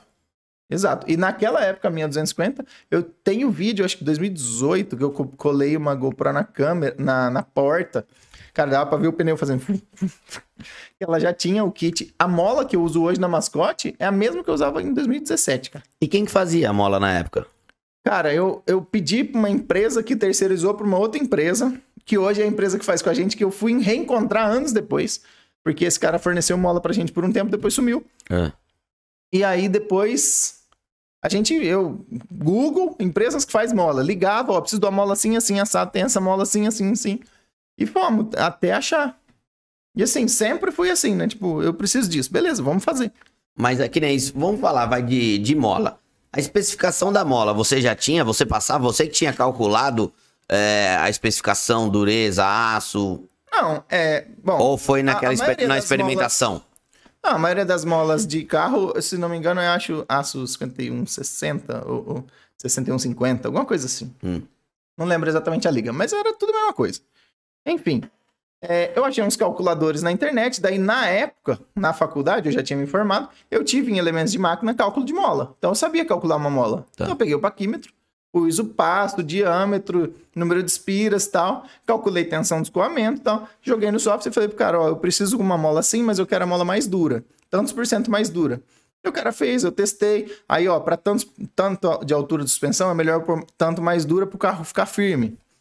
E aí foi tentativa e erro. Joguei muita mola fora, muita mola cedeu, tive que repor. E a gente foi fazendo até dar certo. Na parte de mola, você arrumou um terceiro que fazia. Sim. A parte dos braços de suspensão, vocês já faziam também? Aí eu comecei a fazer. Aí a bucha, onde ia a bucha, a gente mandava tornear fora. Como que é a suspensão da... É tudo Twin Beam? Da 4x2, A de vocês era tudo 4x2? Era 4x2, Twin Beam, porque MWM só tinha 4x2, né? Ah, verdade, as 3.9 que era as Cummins. A 3.9 que veio em 2006, que passou a ser 4x4. E o que vocês faziam pra fazer lift de suspensão? Você jogava a Twin Beam pra baixo? Jogava Twin Beam pra baixo, fazia o cálculo, suporte. Fazia o suporte pra ela ficar mais baixo. Daí nessa minha eu já coloquei amortecedor duplo de direção, importei braço Pitman pelo eBay, porque não existia Pitman aqui na época. Aliás, hoje o único braço Pitman forjado do mercado é nacional da Penof-Road. Tem um vídeo acho que no Insta, vocês fazendo o braço Pitman, não é? Sim. Aí começou, cara, o negócio pegou e foi assim, só que eu sou fissurado em desenvolver coisa. Meu negócio é desenvolver. Então, assim, eu sou viciado em ideia nova. Então, toda hora... Então, por exemplo, hoje, por semana, a gente deve fazer novo uns 5, 6 produtos. Por semana. Por semana? A gente tem mais de 1000 produtos hoje em linha. O que você tem de produto? Vamos falar de caminhonete leve, saveiro, picape pequeno, essas coisas, não tem? Tem. Por exemplo, saveiro tem um kit lift de 2 polegadas, tem o... Saveiro. É o calço em cima do amortecedor, não? Então. Não, o saveiro muda ali na torre, onde prende no munhão. Daí tem que baixar agregado, baixar motor, câmbio, tem reforço de agregado e peito de aço. O que mais tem de linha pequena? Tem lift para estrada e só. Tá. Aí tem, por exemplo, a Compass. Tem os produtos que a gente fez no Compass da Catarina. Então, aí a gente vai falar. Catarina, quem não conhece, é a K Brasil. Ô, Fernando, saiu aquele vídeo que eu gravei com ela aqui? Não saiu, né? A gente não gravou. Ela veio aqui conhecer. Eu fiquei tão doido com o carro dela. Eu falei, cara, posso dar uma volta no seu carro? Ela nem deixava ninguém dirigir. Talvez ela nem quarto. Sim. Quando ela veio aqui, de você falar, a gente conheceu ela, tudo. O Fernando já seguia já, que o Fernando segue, todo mundo conhece tudo.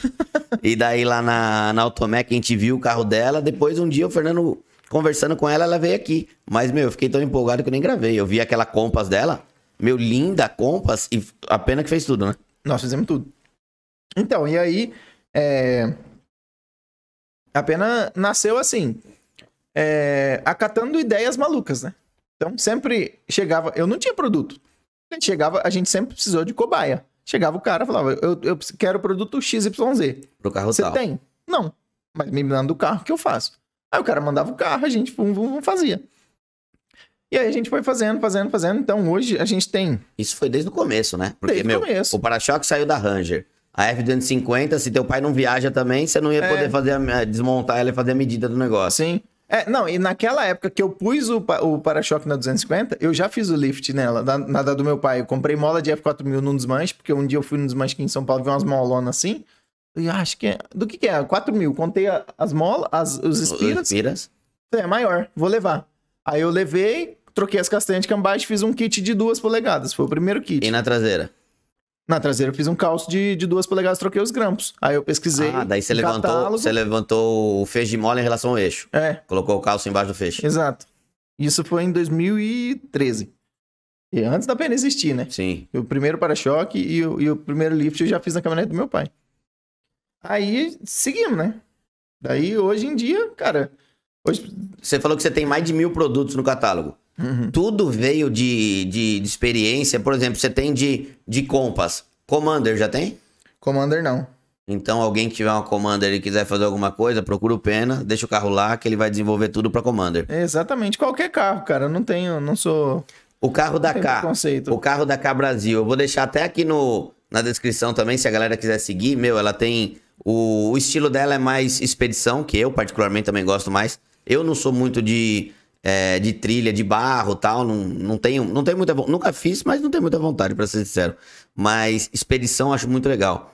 E a rede social dela é muito voltada pra isso. Ela, mudou a vida dela quando ela entrou no estilo de expedição. Tanto que ela é a única guia, né, Fernando? Homologada pra muito evento. Ela é a única guia do Brasil de salvação, de resgate e tal. E ela tem uma Compass, irada. Ela vem semana que vem aqui, inclusive, pra gente gravar um podcast também, vocês vão saber do que eu tô falando. Ela tá até me jogando umas ideias na cabeça pra eu montar um carro também. E se eu montar, vai ser o Pena que vai fazer também. E quando ela te procurou, como que foi? Você já tinha alguma coisa de... Não tinha nada. De Compass? Nada, não tinha nada. Nem raiva. Aí ela me procurou e falou, ó, tem essa Compass aqui e tal, quero fazer isso. Aí a gente, pô, legal, né? Por que você não compra um Wrangler? Daí ela falou, eu tenho um Compass. Eu quero fazer o Compass. Você vai fazer? Ou você vai falar igual todo mundo me falou? Como que a K chegou até vocês? Cara, eu não lembro. Foi a indicação de algum amigo, coisa assim. Aí... ela falou, ó, quero fazer para-choque dianteiro, traseiro e tal. Aí, tipo assim, começou pelo para-choque. Começou por uma base de guincho e colocamos um guincho dentro do para-choque original. Aí depois veio o para-choque dianteiro. Daí veio o traseiro. Aí ela quis uma escada. Daí depois foi o estribo. A escada da lateral. E quem teve a ideia de jogar aquele suporte de step lá pra trás? Nós, conversando. Aí, dá pra pôr step aqui? Dá, vamos fazer o suporte step. Aí depois lift. Aí, kit de proteção inferior. E foi nascendo. Então, hoje, tudo que tem na Jeep, na Compass da K Brasil, tem no site da Pena Off-Road. Tem. Inclusive, essas peças aí, ela tem alguns fóruns gringos aí. E a gente manda algumas peças de Compass pros Estados Unidos, cara. A galera dos Estados Unidos gosta das peças de Compass. A gente já mandou várias. Deixa eu fazer uma pergunta. Eu vejo que muito aqui, nem você fez no carro da K Brasil uma modificação que é para utilização. Ela usa para... entra carro na água, passa em estrada que tem o centro ali muito mais alto e tal, lift, bagageiro. O tipo de acessório que a Pena faz não é um acessório bonito de ver. Ele é funcional. É bonito também, pô. Não, além disso.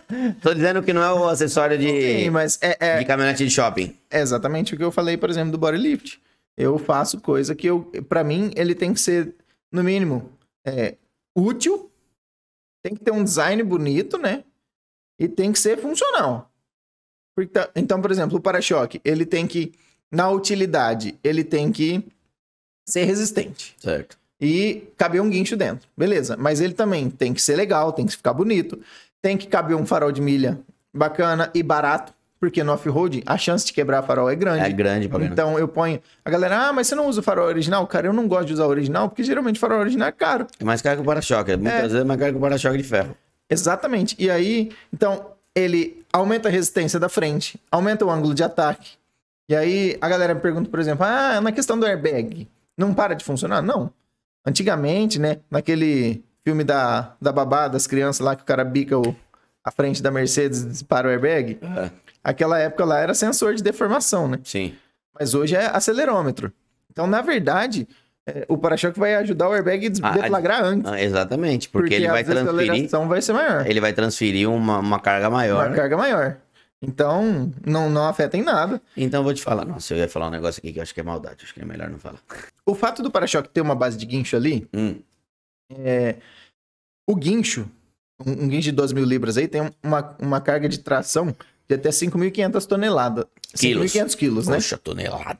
Aí puxa um navio, né? Caraca. Então, 5.500 quilos. Então, para eu ter uma estrutura que aguenta uma tração tão grande e não se deforma, consequentemente, ela também aguenta compressão, certo? Então, o que acontece? A galera fala, mas aí você bateu o carro, deu PT, porque vai afetar o chassi. Na verdade, cara, ele ajuda até a preservar a estrutura do chassi, porque ela é uma estrutura que enrijece ali a ponta do chassi. Ele pode até amassar? Pode, mas eu já vi inúmeros casos de cliente que bateu e não acontece nada com o chassi, porque ele trava as longarinas e não deixa elas... Sim, ele faz um reforço. Se você pega a viga do para-choque, ela é tão frágil, geralmente, muitas vezes de alumínio... Geralmente ela puxa a longarina pra dentro. Ela faz assim, ela faz um U. Bate no meio, ele puxa as duas longarinas. Você pega uma travessa dessa que não se deforma, exatamente, ele não vai nem entortar a longarina, né? E aí, o que acontece a maioria das vezes? O para-choque ali, claro, o para-choque se deforma e tal, mas a hora que segura na longarina, ele não deforma. Então, pode ser que afete suspensão, pode ser que afeta muito a lataria do carro, farol e tal, mas geralmente a estrutura vai se manter. Permanece intacta. Legal. Falando do carro da K-Brasil, você chegou a montar alguma outra Compass do estilo dela? Algumas. Não completona igual a dela. Então, geralmente Compass, eu quero só lift, eu quero só proteção, ou só o estribo. Eu tava falando de você montar acessórios que também tem uma funcionalidade muito grande. Acho que até por isso você consegue entrar em outros países, porque, me corrija se eu estiver errado, mas que nem você pega um para-choque desse que traciona pra caramba, que tem uma força-compressão muito grande. Você tem regiões de extremo frio, sim, ou regiões alagadiças, vamos falar do... Aqui no Brasil mesmo, Mato Grosso. Aqui no Brasil, por exemplo, o que eu ia falar, né? O legal é, como o produto nosso tem várias vantagens, né? Você acaba atingindo... Deixa eu baixar minha cadeira aqui, que eu subi demais. Você acaba atingindo vários públicos. Então, eu atinjo o público que quer personalizar a caminhonete pra ficar bonito. Eu atinjo o cara que quer fazer trilha. O cara que quer fazer expedição. E, por exemplo, o fazendeiro que comprou a caminhonete nova e não quer destruir. Então ele levanta ela pra ele... A maioria dos nossos acessórios, eles preservam a originalidade do carro. Eu tento não furar, não cortar. Então você pega uma caminhonete zero, você põe nossos acessórios, protege o carro. O dia de vender, você tira tudo. Então o carro tá intacto, porque ele foi original. Protegido, não tá maquiado. Sim. Ele realmente tá protegido. E também, que a gente fornece bastante, é pra frota. Pra frota? Frota de empresa. Então, frota de empresa madeireira, frota de empresa mineradora, concessionária de rodovia, empresa de energia. Nossa, é verdade. Se você pegar até os carros do DSV, CT aqui de São Paulo, hoje são Pajero... É aquela da Dakar? É a Triton, não. É só as Triton. É a Triton? É as Triton mais nova. Ela tem que ter um para-choque diferente, dianteiro, traseiro. Sim. Que aí é feito pela própria Mitsubishi, né? Que a Mitsubishi começou a fazer isso dentro da fábrica. Ah, tá. A Mitsubishi é a única que faz isso lá na... Esse tipo de acessório lá dentro. Lá em Catalão. Agora, todas as outras são compradas. Então, a gente fornece para várias empresas grandes aí. Por exemplo, a CCR, que é da Dutra, sim, lá. Sim. Suzano, Klabin, várias de energia, aí tem um monte de empresas que... Que precisa desse tipo de acessório. É. E de onde nasceu a ideia de montar a F350? A apelidada de mascote. Da onde veio a ideia? Você queria montar um carro conceito pra divulgar a empresa ou não? Você gostava de uma caminhonete grande? Eu sempre gostei de coisa diferente, né? Desde as motos lá, eu queria fazer coisa diferente. Eu nunca gostei de ter coisa igual dos outros. E aí, eu tinha a minha F250, essa F250, aí começou na época as da Jihan, nossa, da Jihan.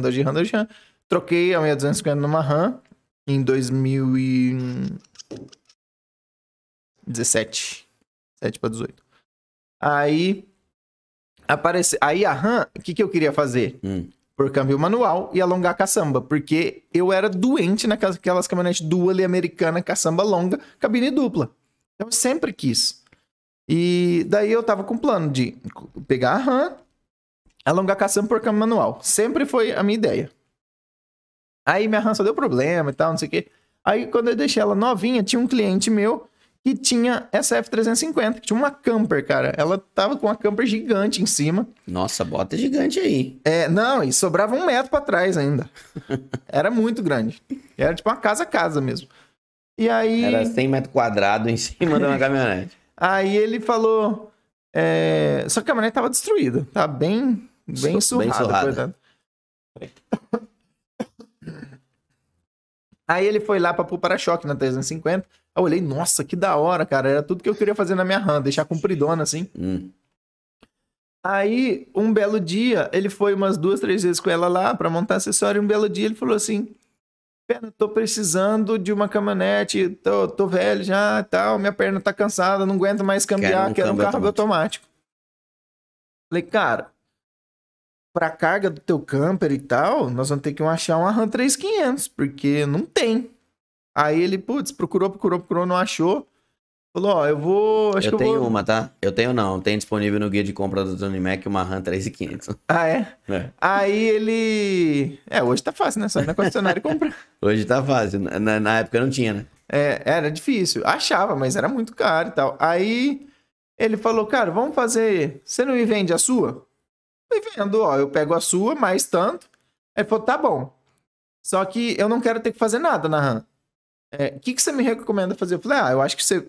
Como você vai viajar, que ele ia fazer a América do Sul inteira e tal, faz uma revisão completa de freio, de câmbio e tal, de um monte de coisa que eu não tinha feito ainda, mas que tava no radar. Eu tinha feito motor completo e mais algumas coisas. Por que você tinha feito motor completo? Porque eu comprei a caminhonete tudo fodida. É mesmo? Peguei barato, não entendia nada na época também. Entendia, mas mais ou menos, né? Aí, tipo assim, ela andava, era uma RAM, né? Só que aí fui descobrir o motor tava soprando. Aí, eu fui abrir, tinha 2 anéis quebrados. Na época era o quê? Era o 5.9? Era o ISB 5.9. Não era o 6.7 das RAM modernas ainda. 5.9, Aí tava com 2 anéis quebrados, aí fiz o motor completo, gastava a nota. Aí, sabe, quando também enjoei, aí vi a 350 e falei, nossa, esse carro é top, vou fazer. Aí, trocamos. Só que, nossa, ela tava destruída, cara. Ela já era branca, não? Era branca, mas era um branco assim... Bem feio mesmo. Interior caramelo com os acabamentos em inox por dentro. Assim. Era branco ártico, da Ford. Não, era branco marrôntico. Porque ela era encardida. Que não saía nem a pau. Ela tinha uns fender. E eles fizeram ela com... Tinha uns fender? Tinha. Mas feita pra ela. E ela tinha uns fenders assim.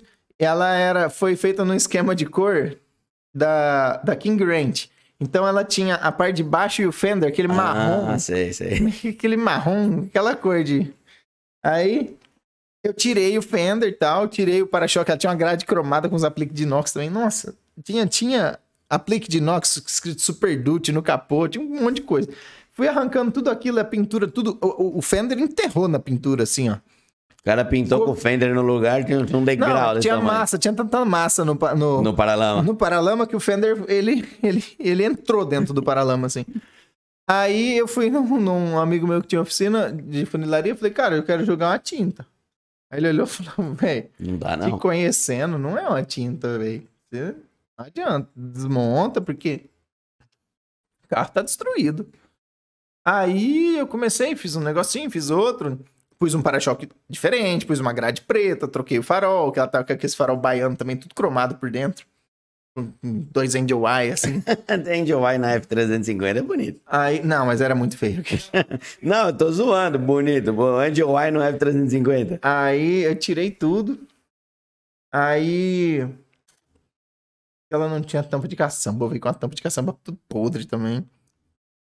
Aí Mas até então, quando você pegou, ela ainda era original, de suspensão, de... Era. Não, ela tinha caçamba que ela tem hoje. Tá. E ela tinha sido traçada com todo o kit original da F250. Tá.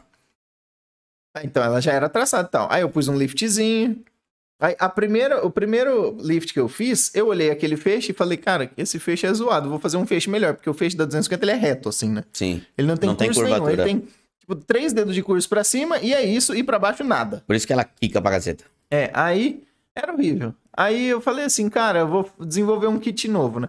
Aí eu mandei fazer um feixe de 7 lâminas, copiei um projeto americano lá que eu olhei, eu vi alguém fazendo lá um feixe de 7 lâminas. Eu, caraca, que legal, curvadão, assim. Falei, vai dar um curso animal, né?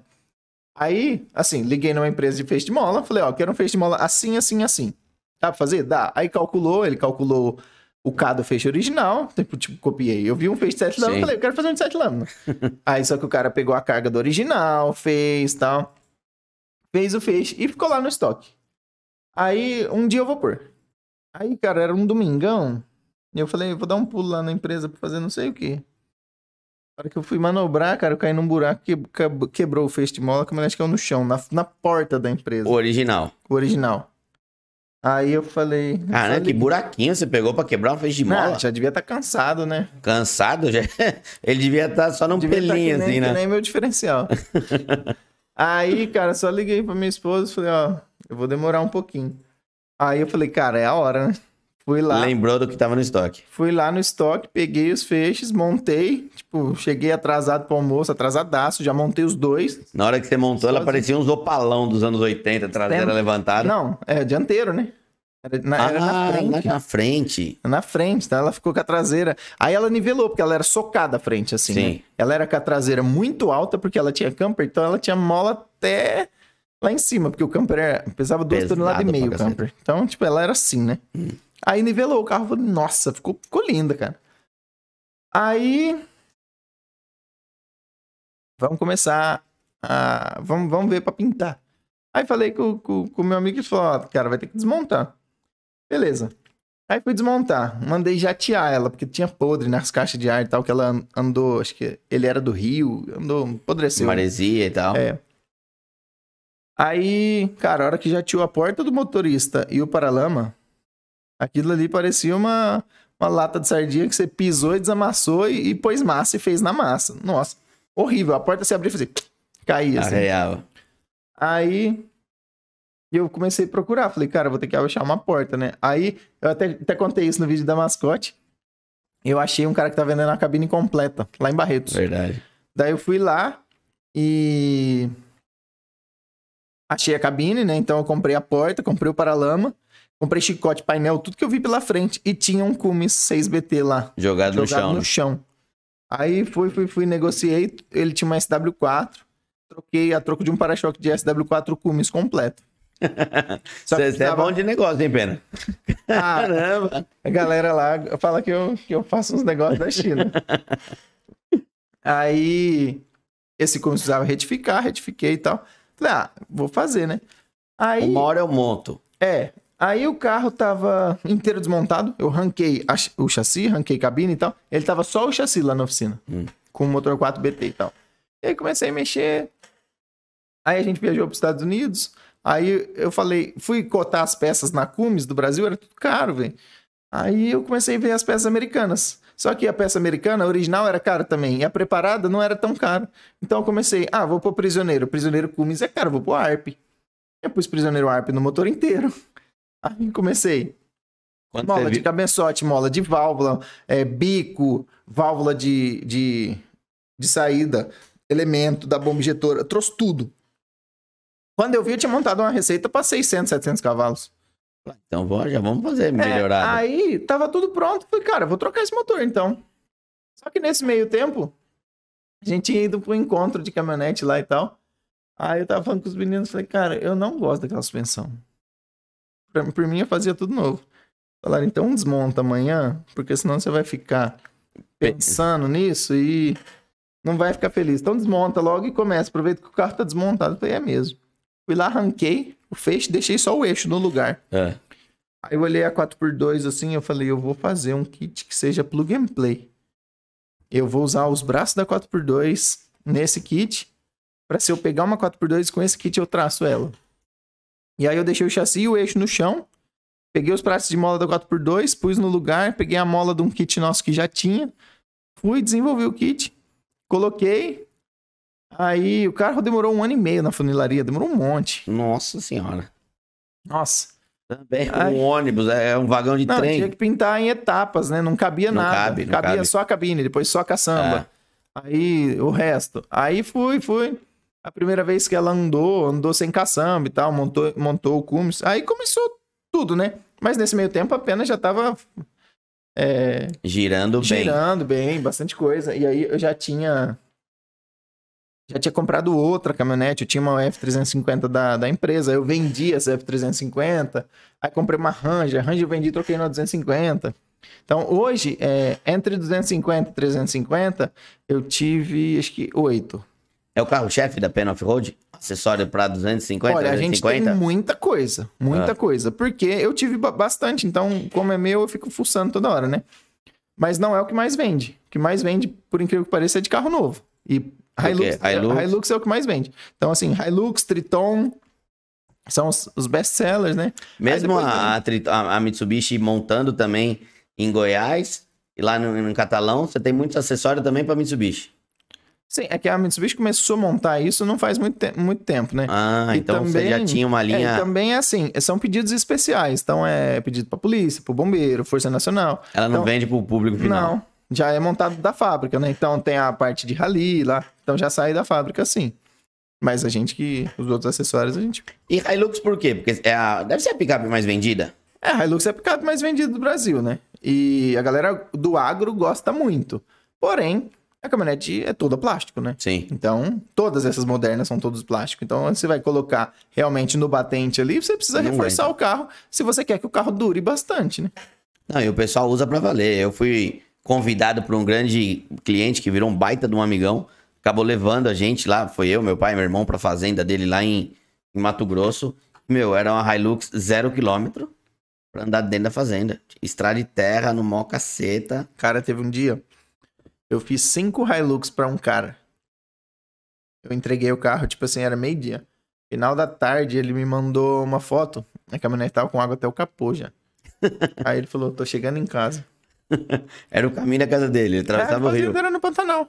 Então, tipo, todas tinham que passar. Precisava daquilo. Pra chegar em casa. Então, o cara não tem opção. Ou é aquilo, ou ele não chega em casa, cara. Então, tem gente que acha, é só pra ficar bonito, porque vocês inventam moda. Não, tem gente que precisa disso pra viver, pra trabalhar. Só que a diferença é que você trouxe isso que é funcional, que é bom, que é confortável, e você trouxe uma estética bonita. Sim, e assim... ao longo do tempo a gente vem vencendo várias barreiras, né? Porque o acessório, até um pouco tempo atrás, no Brasil, era tido como gambiarra. Sim. Até porque não tinha muita coisa. Então não era profissionalizado. A galera fazia o que dava em casa, mecânico e tal. Então, assim, era muito visto com maus olhos, né? E aí eu falava, não, cara, isso aqui é uma coisa pensada. Eu sou engenheiro, eu sei o que eu tô fazendo, eu sei como funciona uma suspensão, a coisa tem que ser feita, tem que ser bonito, tem que ser funcional. E agora, assim, claro que o acessório tem suas particularidades, assim como o carro, né? Nenhum carro é idêntico ao outro. Sim. E nenhum acessório é idêntico. Então pode ser que o furo não bata. Isso é normal. Pra quem mexe com o carro, sabe que isso é normal. Sabe que isso acontece. Mas hoje a gente vem quebrando esse tabu de que você modificou e estragou. É que, coitado, o pessoal do off-road, eles eram desassistidos aqui no Brasil, né? Sim, não tinha nada. Então, ele fazia o que dava pra fazer. Muita gente tinha ideias muito boas, que criaram produtos que estão aí no mercado até hoje. Outros não tinham uma ideia muito legal, então acaba fazendo gambiarra, mas por quê? O cara queria se divertir, ele queria o carro dele arrumado, andando e passando na lameira que ele queria passar. Exatamente. E aí cada um tinha que fazer com o que tinha disponível, né? Então, alguns tinham os mecânicos professor Pardal que desenvolvia, outros faziam em casa mesmo, que era entusiasta. E agora que o mercado está se profissionalizando, estão surgindo marcas muito importantes aí, com tecnologia, com muita coisa legal, né? Tem uma empresa que é bem conhecida no Brasil, também na parte de acessórios, que é a Keco, que ela começou assim numa necessidade também fazendo em casa. Eu conheço um pouco da história deles. Eu conversei com eles algumas vezes e começou no final dos anos 80, começo dos 90, se eu não me engano, mas também ele fazendo para-choque pro Jeep dele, porque ele queria andar no barro, o para-choque do carro não aguentava e ele fez um. E hoje é uma empresa que vende também pro mercado americano, uma porrada de coisa. Sim. Ô, Pena, como que é o público off-road? Meu, o que o pessoal mais pede? O que o pessoal mais quer fazer no carro? É lift? É para-choque? O principal é pneu e lift, né? É. Então... Porque a coisa principal, o cara quer passar onde não dá pra passar. E meter o pneuzão, né? Deixar cravudão, imponente e tal. E aí, em seguida, vem o para-choque. Então, E daí do para-choque vem o guincho.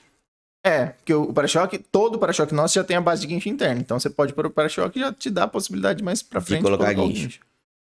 E aí, em seguida, o desafio vai aumentando, né? Eu quero passar dentro d'água, aí põe snorkel. Eu fui viajar, não cabia tanto de tranqueira no carro, agora eu quero um bagageiro.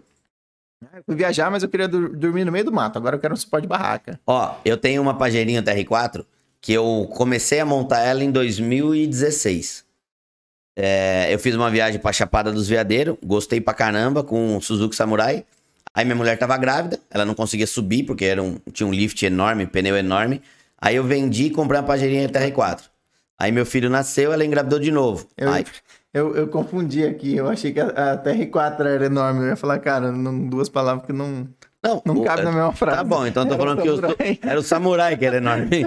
Imagina, ele era alto, minha mulher tem 1,52 m. Então, daí minha mulher engravidou de novo. Eu falei, não cabe as coisas no porta-mala. Eu fiz um bagageiro, porque eu não encontrava um bagageiro no mercado que aguentasse peso de verdade. Isso eu acho que era 2016, não tinha canal, não tinha nada. 2015 ou 2016. Eu montei, eu comprei uns tubos, fiz um bagageiro aqui embaixo na oficina, que tá até hoje na minha Pajerinho. Vendi ela, comprei de volta. Já coloquei 200 quilos no teto da Pajerinho, porque eu não encontrava no mercado. A galera até pergunta pra gente, tipo assim, quantos quilos eu posso pôr no bagageiro? Cara, meu bagageiro aguenta, sei lá, uns 300, 400, mas você não pode pôr isso no carro. Você vai do teto dele, então eu falo... Você vai capotar na primeira curva, né? Quanto você pode? 100 quilos. Nossa, mas só aguenta isso? Só, o bagageiro aguenta mais, mas se você colocar isso, primeiro, que você vai deslocar o centro de gravidade lá pra cima. Você vai capotar na rotatória. E é um peso que pode afundar o teto do carro, né? Vai pôr 300 quilos no teto do carro. Eu coloquei esse bagageirinho, só que agora eu tô pensando em colocar, além disso, eu coloquei o bagageiro porque eu queria colocar coisa que não cabia no porta-mala. Aí eu fui mais além, falei, eu gosto de fazer expedição, tá? Vou meter uma barraca no teto.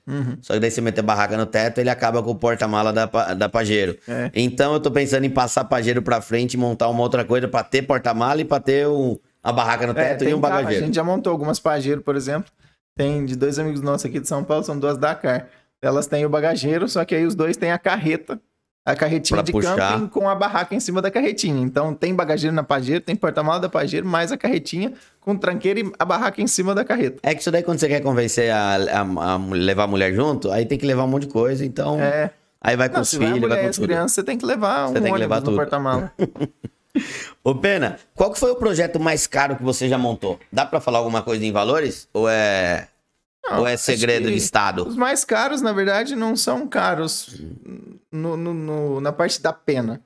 É caro porque peças são caras, né? Então, por exemplo, acho que o mais caro foi transformação das F250, colocar motor Cummins, Starsai, fazer tudo que já gastaram, acho que uns 200 e poucos, 250, 260 mil em uma caminhonete. Tirando a caminhonete ou juntando a caminhonete? Não, tirando a caminhonete. Porque eu já gastei mais de 100. Eu já gastei mais de 100 e tá longe de acabar. Porque o motor é caro, o câmbio é caro. E aí a galera assim, e o motor é 30 e o câmbio é tanto. Cara, mas você vai comprar uma embreagem, 6. Mas é 6 platô e disco. Falta o volante, falta a capa seca, falta o arranque. Então tudo de caminhonete é caro. Tudo são múltiplos de R$1.000. Nada é menos de R$1.000. Você não tem coisa de 200, 300 contos. Não tem. Não, tem, sei lá, um retentor. E outra, quando você tá falando de um 6BT, você não tá falando de caminhonete, você tá falando de caminhão. De caminhão. É mecânica de caminhão, então é caro mesmo. É caro. E aí, por exemplo, o eixo é caro. Caixa de transferência é caro. Então, assim, aí, por exemplo, nosso kit. Às vezes o cara fala, mas teu kit é caro. Pô, meu kit é 10 conto. Aí você gastou 100 em peça, o kit é caro. É igual, no começo eu comparava bastante com pneu. O cara falava, nossa, eu não vou gastar 3 mil reais no pneu, no para-choque. Eu falava, mas você gasta 5 em pneu, só que o pneu acaba e o para-choque não. O para-choque fica para da vida. Não, tem umas discordâncias. E só pra vocês terem só pra... Outro dia eu publiquei o vídeo na semana passada da venda do Voyage. Voyage não. Da venda do Uno Turbo. Só pra vocês terem uma ideia. O Pena trouxe aqui ainda hoje, vai ter um vídeo que vai rolar ainda, que ele trazendo algumas peças pra gente montar na F250 pra depois ir lá pra Pena. Eu comprei um eixo dianteiro, um traseiro e um câmbio. Foi o valor do Uno Turbo. Foi o valor do Uno Turbo. Tanto que o Pena mandou mensagem pra mim, eu já depositei tudo. Ele falou, não era nem pra depositar. Eu falei, não, porque se ficar na minha conta, eu vou gastar pra outra coisa. Então, o Uno Turbo eu vendi por 35 conto. 2 eixos e um câmbio foi 31. E, meu, é 2 câmbios e um eixo. Tem muita coisa ainda pra fazer. Tem coisa pra caceta. Mas é uma coisa que, meu, eu não sou o cara pirado no off-road. Eu gosto, eu sou apaixonado por caminhonete. Eu tô usando agora a Triton, que a gente eu vou apresentar ainda pra vocês, tá, pessoal? Tem uma Triton que entrou no guia de compra do Tony Mac, eu falo no vídeo que o Pena trouxe as coisas aqui. E daí eu acabei inventando algumas coisas pra fazer nela. Mas eu sempre gostei de caminhonete. Eu aprendi a dirigir numa Bonanza, dirigi um tempão F250. Sempre gostei muito de... F250 não, uma D20. Sempre gostei muito de caminhonete e pretendo ter uma caminhonete pra mim. Então montar a ex-esposa... Foi uma ideia que veio do Mineirinho, mas pra casar com o que eu piro, com o que eu gosto pra caramba. E depois que eu conheci a Pena, qual que é a ideia de vocês montarem a ex-esposa? O que vocês vão colocar lá, Pena? Eu já sei, mas eu não compartilhei nada com a galera. Se você quiser dar um spoiler. Eu acredito que boa parte do que a gente já fez na mascote, né? Que tem um cara que foi lá esses dias, eu vi o brilho no olho dele quando a gente rampou com a mascote, que ele ficou desacreditado. Eu vou te falar... Eu vi aquele vídeo, te juro, foi o primeiro vídeo que eu vi na minha casa na televisão. Eu tenho uma televisão de 65 na sala, falei, não, esse vídeo eu quero ver lá. Eu fiquei até envergonhado de tanto que eu xinguei, de tanto que eu falei palavrão. Mas, eu tava, sei lá, tava parecendo que eu tava na Disneylândia. Andar com... Primeiro, eu sempre vejo lift de suspensão e tal, eu tenho até na minha Pajerinho, eu já andei em alguns carros... que eu já vi, tipo, o carro bonito, visualmente lindo, mas horrível de andar. Horrível. Quando eu vi a mascote, eu falei, mano, isso aí deve ser uma bosta. Esse negócio aí deve ser ruim pra caramba. Eu desacreditei o conforto que aquele caminhão oferece. E você pular com 3 toneladas... 4 toneladas... Quase fora a gente, né? Fora 5 pessoas tinha dentro. 5 ou 6? 5 pessoas tinha dentro. Então, você decolar com aquilo do chão e você pousar na maior suavidade. Ali eu pirei. Então, qual lift que você tem na mascote? Eu tenho um lift de 6 polegadas. 6 polegadas. É que a sua é uma 350. Qual que foi o maior lift que vocês já montaram na Pena? 12 polegadas. Nossa, mas 12 polegadas precisa de um andaime pra subir, né? 12 polegadas dá 30 centímetros só na suspensão, fora o pneu, né? Então, com o pneu, o carro subiu meio metro. Eu vou deixar o link pra vocês do pneu que eu vou escolher lá no site da Pneu Store. Porque lá tem os pneus... brutão que a gente quer, de 37 também. Eu vou deixar o link lá pra vocês darem uma olhada. E o que você acha que combina com 37, pensando que é uma F250 curta? Não é nem a 4x4 que tem a caçamba longa, a minha é curtinha. Eu acho que 4 polegadas. Foi o kit que eu trouxe.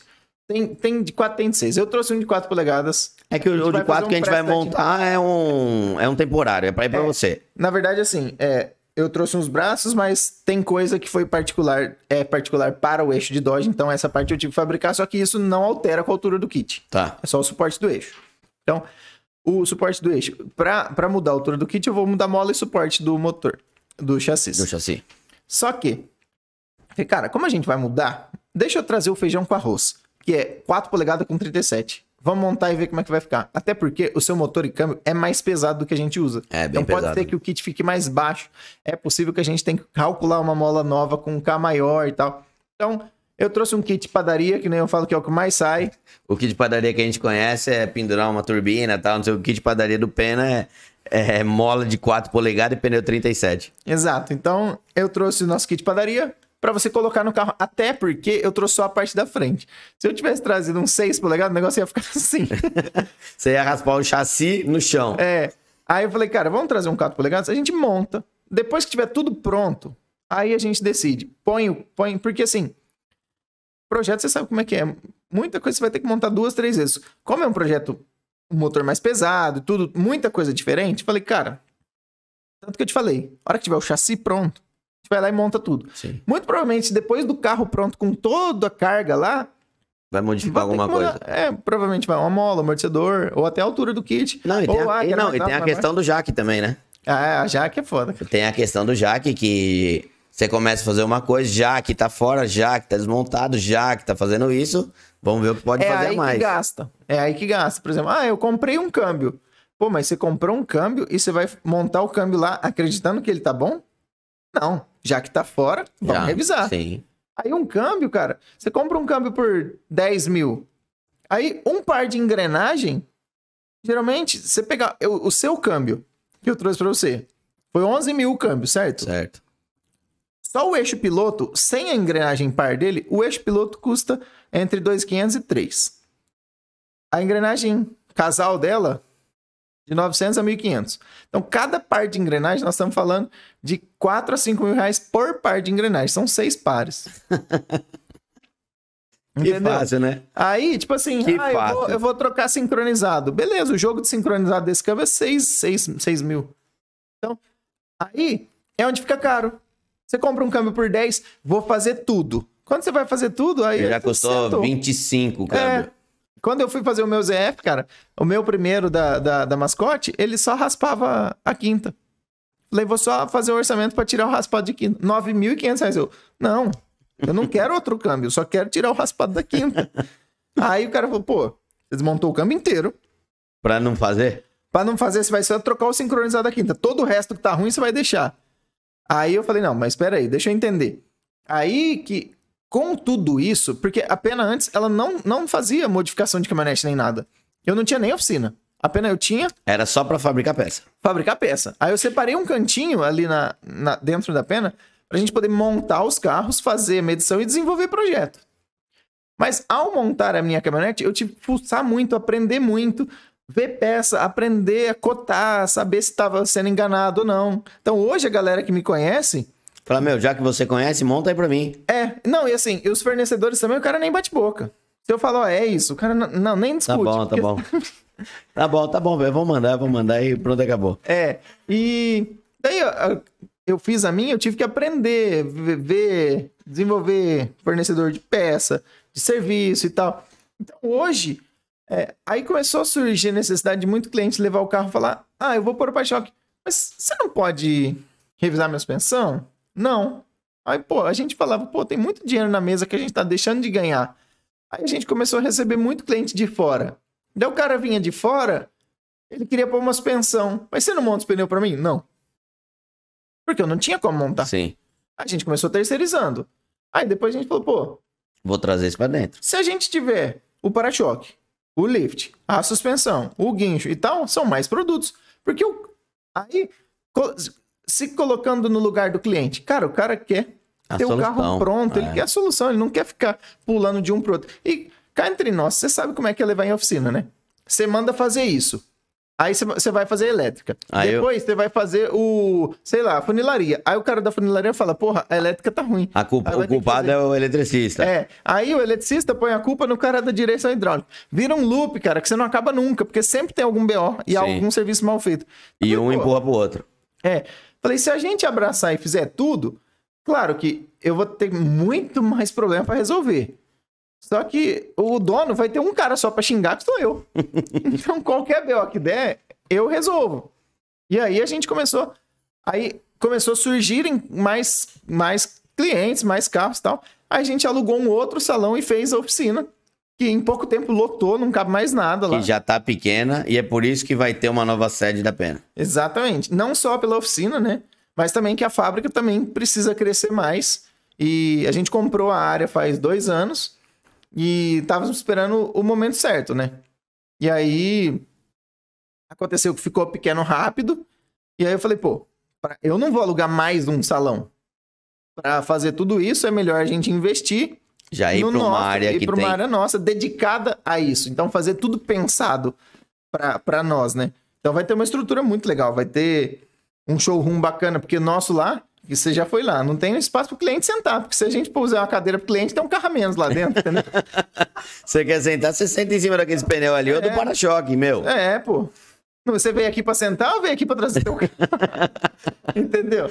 Aí lá vai ter espaço pra sentar, vai ter uma área pra você tomar um café, vai ter um comercial bem melhor, vai ter uma área de entrega de carro, recebimento, vai ter uma pista pra gente então, a Pena Off-Road, ela já passou pela fase de ser somente uma fábrica de peças, de para-choque.